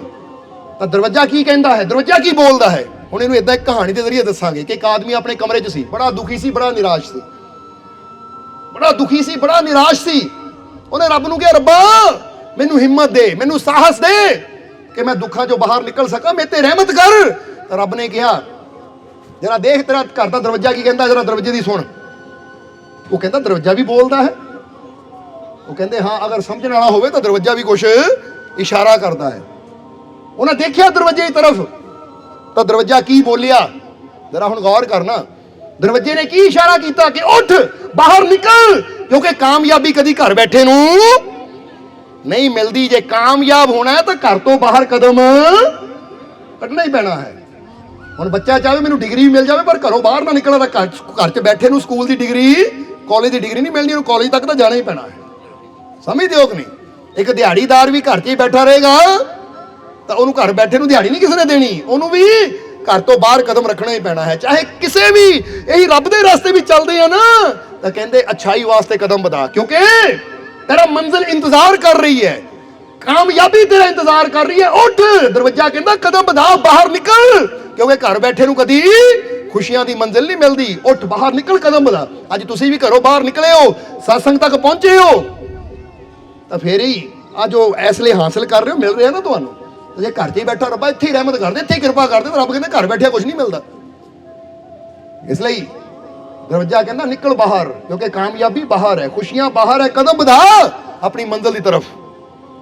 ਇਹਲੇ ਜੇ ਅਸੀਂ ਘਰੋਂ ਨਿਕਲ ਕੇ ਗੁਰੂ ਘਰ 'ਚ ਜਾਂਦੇ ਆ, ਗੁਰੂਆਂ ਰਹਿਬਰਾਂ ਦੇ ਦਰ ਤੇ ਜਾਂਦੇ ਆ, ਤਾਂ ਬਹੁਤ ਕੁਝ ਲੈ ਕੇ ਆਂਦੇ ਆ। ਕਿਉਂਕਿ ਇੱਕ ਬੰਦਾ ਦੁਕਾਨ ਤੇ ਜਾਂਦਾ ਦੁਨਿਆਵੀ ਧਨ ਜੋੜਦਾ, ਤਾਂ ਇੱਕ ਬੰਦਾ ਗੁਰੂ ਘਰ 'ਚ ਜਾਂਦਾ ਹੈ ਤਾਂ ਰੱਬ ਦੀਆਂ ਰਹਿਮਤਾਂ ਦਾ ਧਨ ਜੋੜਦਾ ਹੈ, ਜਿਹੜਾ ਹਰ ਜਗ੍ਹਾ ਕੰਮ ਆਉਂਦਾ ਹੈ। ਇਸ ਲਈ ਇਹ ਰਹਿਮਤ ਦਾ ਧਨ ਵੀ ਜੋੜਨਾ ਹੈ। ਸੋ ਦਰਵਾਜ਼ਾ ਸੰਕੇਤ ਕਰਦਾ ਹੈ ਕਿ ਕਮਰੇ 'ਚ ਕਿਉਂ ਬੈਠਾ ਹੈ, ਬਾਹਰ ਨਿਕਲ, ਕਾਮਯਾਬੀ ਤੇਰਾ ਇੰਤਜ਼ਾਰ ਕਰ ਰਹੀ ਹੈ, ਕਦਮ ਵਧਾ। ਘਰ ਬੈਠਿਆਂ ਨੂੰ ਕਾਮਯਾਬੀ ਨਹੀਂ ਮਿਲਦੀ। ਤਾਂ ਦਰਵਾਜ਼ੇ ਨਾਲ ਹੀ ਖਿੜਕੀ ਹੈ, ਫਿਰ ਖਿੜਕੀ ਬੋਲੀ। ਖਿੜਕੀ ਕੀ ਬੋਲੀ? ਕਦੀ ਤੁਸੀਂ ਸੁਣੀ ਹੈ ਖਿੜਕੀਆਂ ਦੀ ਆਵਾਜ਼? ਅੱਜ ਸੁਣਿਓ ਖਿੜਕੀ ਦੇਖ ਕੇ ਖਿੜਕੀ ਕੀ ਕਹਿੰਦੀ ਹੈ। ਖਿੜਕੀ ਕਹਿੰਦੀ ਉਹ ਨਿਰਾਸ਼ ਕਿਉਂ ਹੈ, ਦੁਖੀ ਕਿਉਂ ਹੈ, ਚਿੰਤਿਤ ਕਿਉਂ ਹੈ? ਜਰਾ ਬਾਹਰ ਝਾਂਕ, ਯਾਨੀ ਬਾਹਰ ਦੇਖ ਉਹ ਰੱਬ ਦੀ ਕੁਦਰਤ ਨੂੰ, ਇਹ ਪੇੜਾਂ ਪੌਦਿਆਂ ਨੂੰ, ਇਹ ਧਰਤੀ ਆਸਮਾਨ ਨੂੰ, ਚੰਦ ਸੂਰਜ ਨੂੰ। ਉਹ ਜੇ ਪ੍ਰਮਾਤਮਾ ਇਹਨਾਂ ਨੂੰ ਸਮਝਾ ਸਕਦਾ ਹੈ, ਸੂਰਜ ਨੂੰ ਚਮਕਾ ਸਕਦਾ, ਤਾਂ ਤੇਰੇ ਜੀਵਨ ਵੀ ਖੁਸ਼ੀਆਂ ਦੀ ਸਵੇਰ ਜ਼ਰੂਰ ਆਏਗੀ। ਉਦਾਸ ਕਿਉਂ ਬੈਠਾ ਹੈ? ਝਾਂਕ ਬਾਹਰ, ਦੇਖ ਰੱਬ ਦੀ ਕੁਦਰਤ ਨੂੰ। ਇਹਨਾਂ ਪੰਛੀਆਂ ਦੀ ਫਿਕਰ ਕਰਨ ਵਾਲਾ ਕੌਣ ਹੈ? ਪੰਛੀ ਆਪਣੇ ਆਲਣੇ 'ਚ ਕੋਈ ਡਰਮੀ ਨਹੀਂ ਰੱਖਦੇ ਦਾਣਿਆਂ ਦੀ। ਉਹਨਾਂ ਨੂੰ ਪਤਾ ਹੈ ਜਿਸਨੇ ਸਾਨੂੰ ਜੀਵਨ ਦਿੱਤਾ, ਉੜਾਂਗੇ, ਹਾਂ ਉੜਨਾ ਪੈਣਾ ਹੈ, ਮਿਹਨਤ ਕਰਨੀ ਪੈਣੀ ਹੈ, ਪਰ ਰਿਜ਼ਕ ਵੀ, ਦਾਣਾ ਵੀ ਉਹ ਜ਼ਰੂਰ ਦੇਵੇਗਾ। ਸਮਝਦੇ ਹੋ ਕਿ ਨਹੀਂ? ਇਹਲੇ ਜਿੰਨਾ ਕੁ ਉਹਨਾਂ ਦੀ ਭੁੱਖ ਹੁੰਦੀ ਨਾ, ਉਨਾ ਕੁ ਦਾਣਾ ਚੁੱਕਦੇ ਆ, ਬਾਕੀ ਉੱਥੇ ਛੱਡ ਕੇ ਉੜ ਜਾਂਦੇ, ਕਿਉਂਕਿ ਭਰੋਸਾ ਜਿਹਨੇ ਅੱਜ ਦਿੱਤਾ ਕੱਲ ਨੂੰ ਵੀ ਦੇਵੇਗਾ। ਪਰ ਇੱਕ ਬੰਦਾ ਹੀ ਆ, ਬੰਦਾ ਕਹਿੰਦਾ ਲੁੱਟ ਲਓ, ਕੱਲ ਦੀ ਫਿਕਰ ਵੀ ਅੱਜ ਹੀ ਕਰ ਲਓ। इसलिए कहते आगाह अपनी मौत से कोई बशर नहीं, सामान 100 बरस का है, पल की खबर। अपनी मौत का किसी को पता नहीं, अगले पल का पता नहीं मैं जीना या नहीं जीना, पर फिक्र करता हज़ारां सालां दी, 100 साल दी। भाई इदां कर दिओ, इन्ने सालां बाद भी यह चीज़ खराब नहीं होनी, यदि काम आनी चाहिए है। ਇਹਦੀ ਗਾਰੰਟੀ ਕਿੰਨੀ ਹੈ? ਬੰਦਾ ਕਹਿੰਦਾ ਨਾ ਇਹਦੀ ਗਾਰੰਟੀ ਕਿੰਨੀ, ਉਹਦੀ ਗਾਰੰਟੀ ਕਿੰਨੀ, ਆਪਣੇ ਆਪ ਨੂੰ ਪੁੱਛੋ ਤੇਰੀ ਗਾਰੰਟੀ ਕਿੰਨੀ ਹੈ। ਆਪਣਾ ਪਤਾ ਨਹੀਂ ਤਾਂ ਚਿੰਤਾ ਐਵੇਂ ਕਰੀ ਜਾਂਦਾ। ਜਰਾ ਸਮਝਣਾ ਸਾਰਿਆਂ ਨੇ। ਇਸ ਲਈ ਖਿੜਕੀ ਕੀ ਕਹਿੰਦੀ ਹੈ? ਐਵੇਂ ਟੈਨਸ਼ਨ 'ਚ ਨਾ ਕਰ ਬੈਠ, ਐਵੇਂ ਹਾਏ ਹਾਏ ਨਾ ਕਰ, ਰੋ ਨਾ, ਚਿੰਤਾ ਨਾ ਕਰ, ਦੁਖੀ ਨਾ ਹੋ। ਜਿਹੜਾ ਝਾਂਕ ਕੇ ਦੇਖ, ਜਿਹੜਾ ਪ੍ਰਮਾਤਮਾ, ਜਿਹੜਾ ਪ੍ਰਭੂ ਸਭ ਨੂੰ ਸੰਭਾਲ ਰਿਹਾ ਹੈ, ਉਹ ਜਿਹੜੀ ਕੁਦਰਤ ਨੂੰ ਚਲਾ ਰਿਹਾ ਹੈ, ਉੱਤੇ ਵਿਸ਼ਵਾਸ ਰੱਖ, ਉਹ ਤੈਨੂੰ ਵੀ ਜ਼ਰੂਰ ਦੇਵੇਗਾ, ਤੇਰੀਆਂ ਮੁਸ਼ਕਿਲਾਂ ਦਾ ਹੱਲ ਵੀ ਜ਼ਰੂਰ ਕਰੇਗਾ। ਸਮਝਦੇ ਹੋ ਕਿ ਨਹੀਂ? ਇਹ ਖਿੜਕੀ ਦੀ ਆਵਾਜ਼ ਹੈ। ਇਸ ਲਈ ਅੱਜ ਖਿੜਕੀ ਨੂੰ ਦੇਖਿਓ ਜ਼ਰੂਰ, ਕਿਉਂਕਿ ਖਿੜਕੀ 'ਚੋਂ ਬਾਹਰ ਝਾਂਕਦੇ ਹਾਂ ਅਸੀਂ। ਇਹ ਝਾਂਕ ਕੇ ਦੇਖੋ ਕੁਦਰਤ ਨੂੰ, ਕਿ ਜਿਹੜਾ ਰੱਬ ਸਾਰੀ ਦੁਨੀਆ ਨੂੰ, ਹਰ ਸ਼ੈ ਨੂੰ ਚਲਾ ਰਿਹਾ ਹੈ, ਮੇਰੀ ਜ਼ਿੰਦਗੀ ਵੀ ਚਲਾਏਗਾ। ਜਿਹੜਾ ਸਭ ਨੂੰ ਸੰਭਾਲ ਰਿਹਾ, ਮੈਨੂੰ ਵੀ ਜ਼ਰੂਰ। ਤਾਂ ਹੀ ਤਾਂ ਅਸੀਂ ਕਹੀਦਾ ਤੂੰ ਮੇਰਾ ਰਾਖਾ, ਇਹ ਵਿਸ਼ਵਾਸ ਰੱਖੋ। ਤੇ ਕਹਿੰਦੇ ਉਸੇ ਹੀ ਖਿੜਕੀ ਦੇ ਉੱਪਰ ਇੱਕ ਘੜੀ ਲੱਗੀ ਹੋਈ ਸੀ, ਘੜੀ, ਵਾਚ। ਹੁਣ ਉਹ ਕੀ ਕਹਿੰਦੀ ਹੈ? ਤੇ ਘੜੀ ਬੋਲੀ। ਉਹ ਘੜੀ ਕਹਿੰਦੀ ਟਿਕ ਟਿਕ ਬੋਲ ਰਹੀ ਹੈ। ਘੜੀ ਕਹਿੰਦੀ ਉਹ ਦੇਖ, ਇਹ ਸਮੇਂ ਬੜਾ कीमती है, एक एक मिनट, एक एक सेकंड कीमती है। इसलिए एक एक मिनट सेकंड ਨੂੰ व्यर्थ ना गवा। अगर कामयाब होना है, खुशियां पानियां है, तो अपना एक एक मिनट, एक एक सेकंड अच्छे काम चला। पर ਅੱਜ ਬੰਦਾ ਕੀ ਕਰਦਾ ਹੈ? ਬੰਦਾ ਝਗੜੇ ਕਰਨ ਵਿੱਚ, ਲੜਨ ਵਿੱਚ, ਬਹਿਸ ਬਾਜੀ ਵਿੱਚ ਹੀ ਬੰਦਾ ਆਪਣਾ ਇੰਨਾ ਕੀਮਤੀ ਟਾਈਮ ਖਰਾਬ ਕਰ ਦਿੰਦਾ ਹੈ। ਹੁਣ ਬਹਿਸ ਕਰਦੇ ਆ, ਜਿਹੜਾ ਅੱਧਾ ਘੰਟਾ ਲਾਇਆ, ਇੱਕ ਦੂਜੇ ਨੂੰ ਨੀਵਾਂ ਦਿਖਾਉਣ ਦੀ ਖਾਤਰ ਗਾਲੀ ਗਲੋਚ ਕਰਦੇ, ਅੱਧਾ ਘੰਟਾ ਲਾਇਆ, ਉਹੀ ਕੁਛ ਬਿਹਤਰ ਕਰ ਲੈਂਦੇ, ਕੁਛ ਅੱਛਾ ਕਰ ਲੈਂਦੇ, ਕੁਛ ਅੱਛਾ ਪੜ੍ਹ ਲੈਂਦੇ, ਅੱਛਾ ਸੁਣ ਲੈਂਦੇ, ਕੁਛ ਚੰਗਾ ਕਰ ਲੈਂਦੇ, ਤਾਂ ਜ਼ਿੰਦਗੀ ਅੱਗੇ ਵਧਣੀ ਸੀ। ਪਰ ਉਹ ਟਾਈਮ ਅਸੀਂ ਕਿੱਦਾਂ ਖਰਾਬ ਕਰ ਲਿਆ। ਕਈ ਤਾਂ ਦੇਖਿਆ ਨਾ, ਨਸ਼ਾ ਕਰਕੇ 2-2 ਘੰਟੇ, 3-3 ਘੰਟੇ ਬੇਹੋਸ਼ ਪਏ ਰਹਿੰਦੇ ਆ, ਫਿਰ ਕਹਿੰਦੇ ਕਾਮਯਾਬੀ ਨਹੀਂ ਮਿਲਦੀ। ਉਹ ਜਿਹਨੇ ਟਾਈਮ ਦੀ ਕਦਰ ਨਹੀਂ ਕਰਨੀ, ਜਿਹਨੇ ਟਾਈਮ ਨੂੰ ਬਰਬਾਦ ਕਰਨਾ, ਤਾਂ ਇੱਕ ਦਿਨ ਟਾਈਮ ਨੇ ਉਹਨੂੰ ਬਰਬਾਦ ਕਰ ਦੇਣਾ ਹੈ।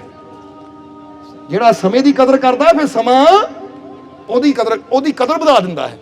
ਤਾਂ ਜਿਹੜਾ ਸਮੇਂ ਨੂੰ ਵਿਅਰਥ ਗਵਾ ਦਿੰਦਾ ਹੈ, ਤਾਂ ਫਿਰ ਕੀ ਹੁੰਦਾ ਹੈ? ਜਿਹੜਾ ਸਮੇਂ ਦੀ ਕਦਰ ਨਹੀਂ ਕਰਦਾ, ਫਿਰ ਉਹਦੀ ਵੀ ਕਦਰ ਕਿਤੇ ਨਹੀਂ ਹੁੰਦੀ। ਇਸ ਲਈ ਇੱਕ ਇੱਕ ਮਿੰਟ ਕੀਮਤੀ ਹੈ, ਇੱਕ ਇੱਕ ਮਿੰਟ ਨੂੰ ਵਿਅਰਥ ਨਾ ਗਵਾਓ।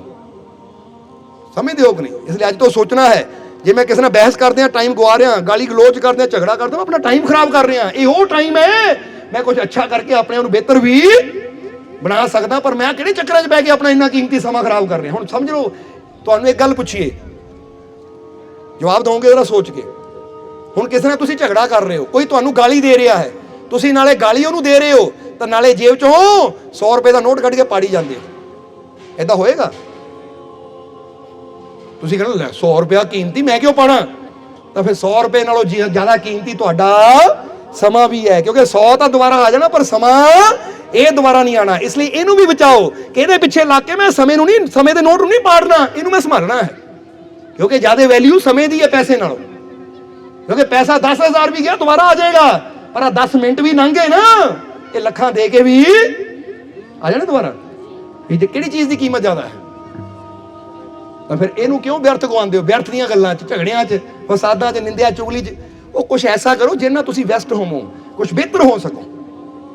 ਇਹ ਲਈ ਘੜੀ ਸੰਕੇਤ ਦਿੰਦੀ ਹੈ ਕਿ ਸਮਾਂ ਬੜਾ ਕੀਮਤੀ ਹੈ, ਇਸ ਲਈ ਇਹਨੂੰ ਵਿਅਰਥ ਨਾ ਗਵਾਓ। ਇਸ ਲਈ ਇੱਕ ਇੱਕ ਮਿੰਟ ਨੂੰ ਅੱਛੇ ਪਾਸੇ ਲਾਓ, ਜਿਹਦੇ ਨਾਲ ਤੁਹਾਨੂੰ ਕੋਈ ਫਾਇਦਾ ਹੋਵੇ, ਤੁਸੀਂ ਬਿਹਤਰ ਹੋ ਸਕੋ, ਕੁਛ ਬੈਸਟ ਕਰ ਸਕੋ। ਔਰ ਉਸੇ ਖਿੜਕੀ ਦੇ ਥੱਲੇ ਨਾ ਇੱਕ ਕੈਲੰਡਰ ਪਿਆ ਹੈ। ਚੌਥੀ ਚੀਜ਼ ਕੀ ਪਈ ਹੈ?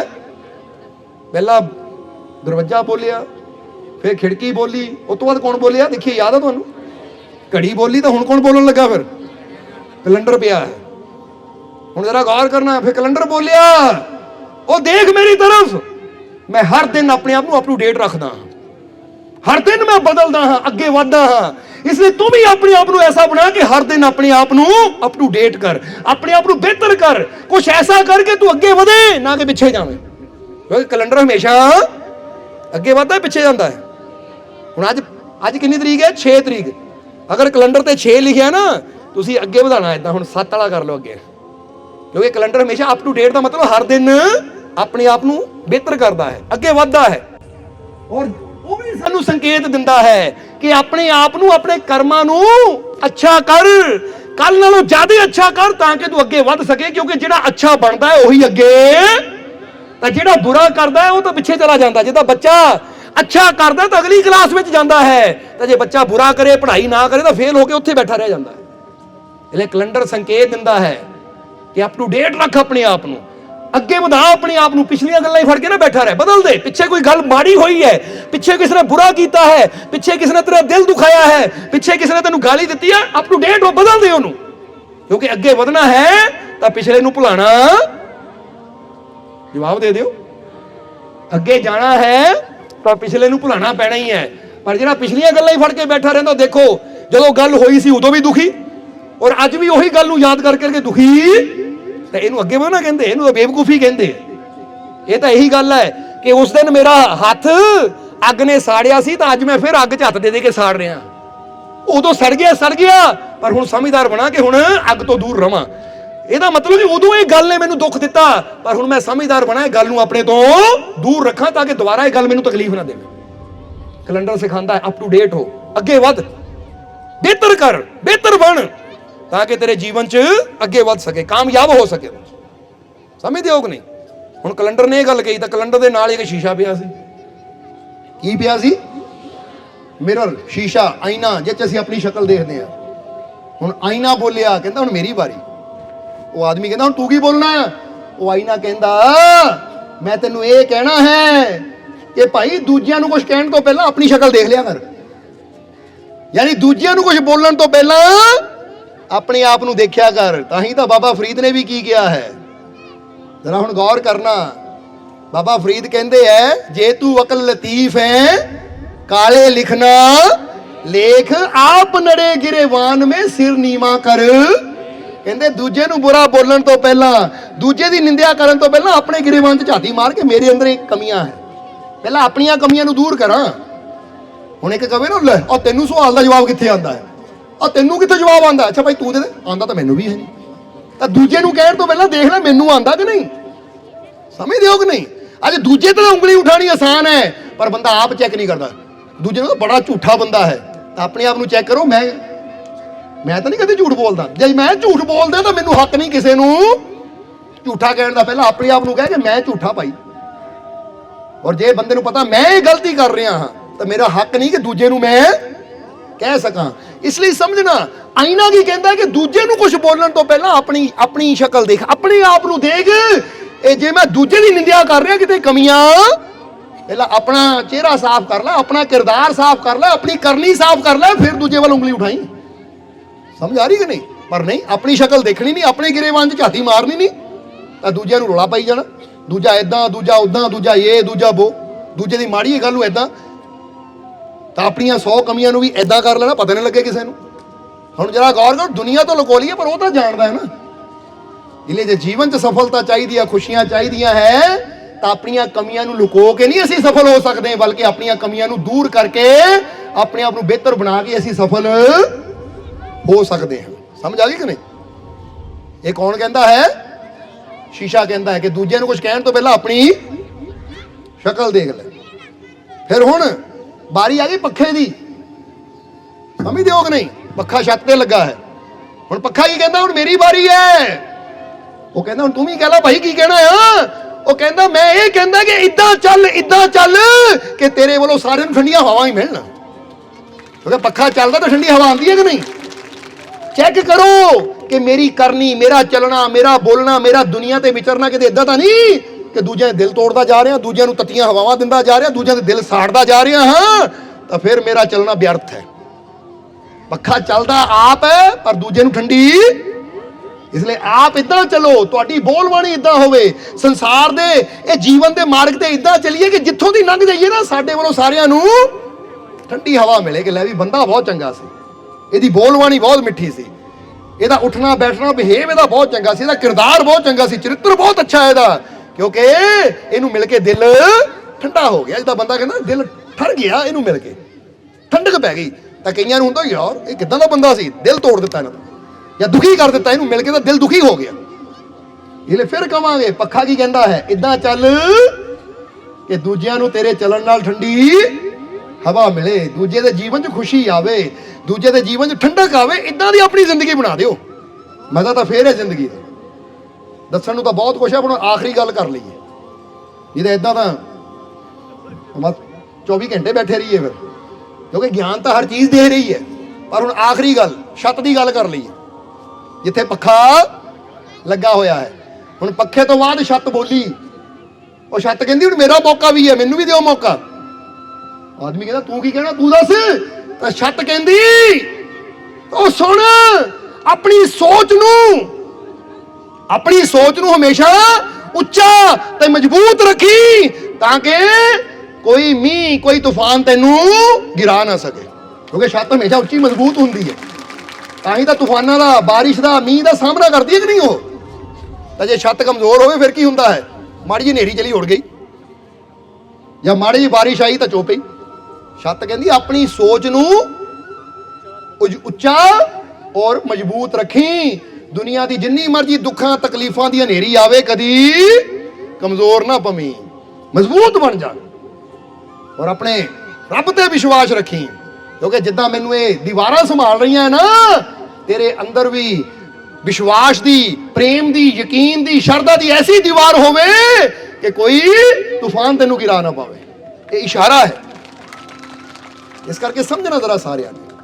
ਸੋ ਸਮਝਾਉਣ ਨੂੰ ਬਹੁਤ ਕੁਛ ਹੈ, ਪਰ ਅਗਰ ਦੇਖੀਏ ਤਾਂ ਘਰ ਦੀਆਂ ਨਾ ਆ 7 ਚੀਜ਼ਾਂ ਬਾਰੇ ਦੱਸਿਆ ਕਿ 7 ਚੀਜ਼ਾਂ ਹੀ ਸਾਨੂੰ ਬਹੁਤ ਬੜਾ ਸੰਕੇਤ ਦਿੰਦੀਆਂ। ਦਰਵਾਜ਼ਾ, ਖਿੜਕੀ, ਘੜੀ, ਕੈਲੰਡਰ, ਸ਼ੀਸ਼ਾ, ਪੱਖਾ ਹੋ ਗਿਆ, ਛੱਤ ਹੋ ਗਈ। ਹਾਲੇ ਤਾਂ ਹੋਰ ਵੀ ਬਹੁਤ ਕੁਛ ਹੈ, ਪਰ ਹੁਣ ਇੱਥੇ ਹੀ ਰੱਖੀਏ ਬਸ, ਕਿਉਂਕਿ ਸਮਝਦਾਰ ਨੂੰ ਤਾਂ ਇਸ਼ਾਰਾ ਹੀ। ਬਾਕੀ ਹੁਣ ਤੁਹਾਨੂੰ ਰੱਬ ਨੇ ਬੁੱਧੀ ਦਿੱਤੀ, ਆਪ ਬੈਠ ਕੇ ਸੋਚੋ ਇਹ ਕੀ ਸੰਕੇਤ ਦੇ ਰਿਹਾ। ਆ ਫ੍ਰਿਜ ਕੀ ਕਹਿੰਦੀ ਹੈ, ਆ ਕੂਲਰ ਕੀ ਕਹਿੰਦਾ ਹੈ, ਆ ਫਲਾਨੀ ਚੀਜ਼ ਕੀ ਕਹਿੰਦੀ, ਆਪ ਹੀ ਸੋਚਿਓ ਅੱਜ ਬਹਿ ਕੇ, ਕਿਉਂਕਿ ਥੋੜਾ ਤੁਸੀਂ ਵੀ ਮਿਹਨਤ ਕਰਨੀ ਹੈ ਤਾਂ ਕਿ ਤੁਹਾਡੇ ਜੀਵਨ 'ਚ ਵੀ ਅੱਛਾਈ ਆਵੇ, ਤੁਹਾਡੀ ਸੋਚ ਵੀ ਅੱਛੇ ਪਾਸੇ ਜਾਵੇ। ਸੋ ਅੱਜ ਤੋਂ ਆਪਣੀ ਸੋਚ ਨੂੰ ਕੀ ਕਰਨਾ? ਉੱਚਾ ਰੱਖਣਾ ਹੈ। ਛੱਤ ਕੀ ਕਹਿੰਦੀ ਹੈ? ਸੋਚ ਨੂੰ ਉੱਚਾ ਔਰ ਮਜ਼ਬੂਤ ਰੱਖਣਾ ਹੈ। ਉੱਚੇ ਦਾ ਮਤਲਬ ਕੀ ਹੈ? ਗਿਰੀ ਹੋਈ ਸੋਚ ਨਾ ਹੋਵੇ, ਕਿਉਂਕਿ ਜਦੋਂ ਸਾਡੀ ਸੋਚ ਗਿਰੀ ਹੋਈ ਮਾੜੀ ਹੁੰਦੀ ਹੈ ਤਾਂ ਅਸੀਂ ਕਹਿੰਦੇ ਦੀ ਸੋਚ ਬੜੀ ਮਾੜੀ, ਗਿਰਿਆ ਹੋਇਆ ਬੰਦਾ ਹੈ, ਪਰ ਇਹਦੀ ਸੋਚ ਬੜੀ ਉੱਚੀ ਹੈ। ਇਹ ਸਭ ਦਾ ਭਲਾ ਕਰਦਾ ਹੈ, ਸਭ ਨੂੰ ਖੁਸ਼ੀਆਂ ਦਿੰਦਾ ਹੈ।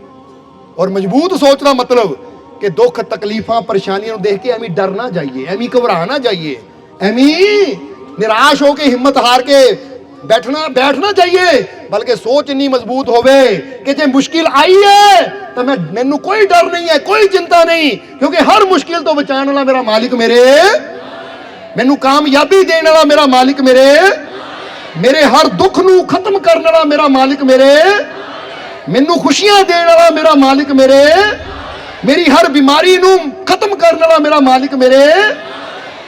बस ये विश्वास होना चाहिए है, रखना कि नहीं?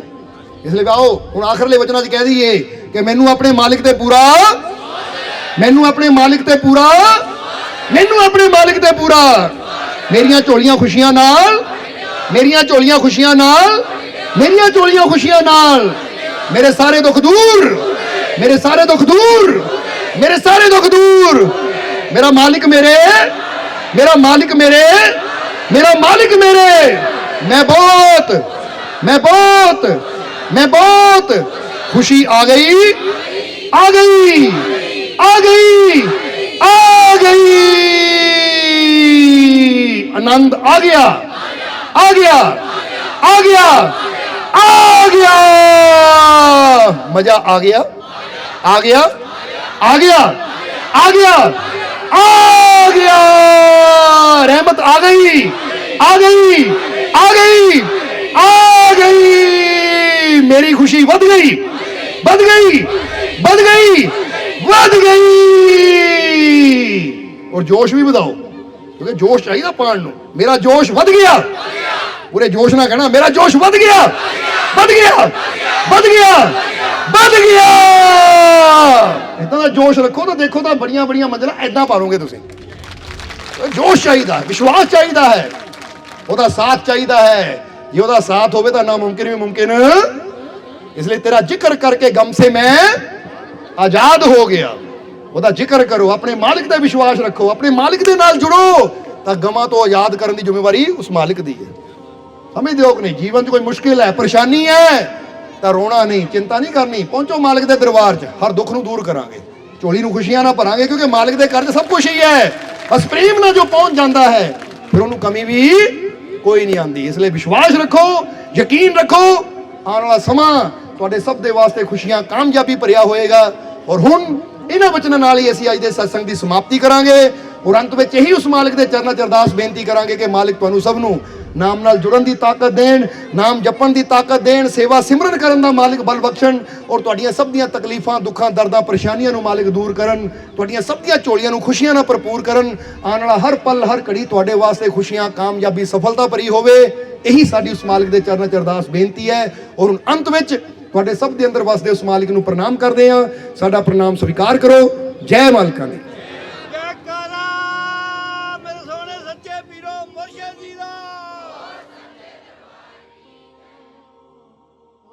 वीडियो अच्छी लगी हो तो कृपया इसे शेयर जरूर करें। आपके शेयर करने से अगर किसी की जिंदगी में अच्छा बदलाव आता है, पॉजिटिव चेंज आती है, तो ये भी आपकी तरफ से किया गया एक नेक कर्म होगा, एक सेवा होगी। तो वीडियो को शेयर जरूर करें। और वीडियो देखने के लिए सर्व संजय दरबार कांटियां शरीफ यूट्यूब चैनल को सब्सक्राइब करें और फेसबुक पेज को फॉलो करना ना भूलें। जय माता दी।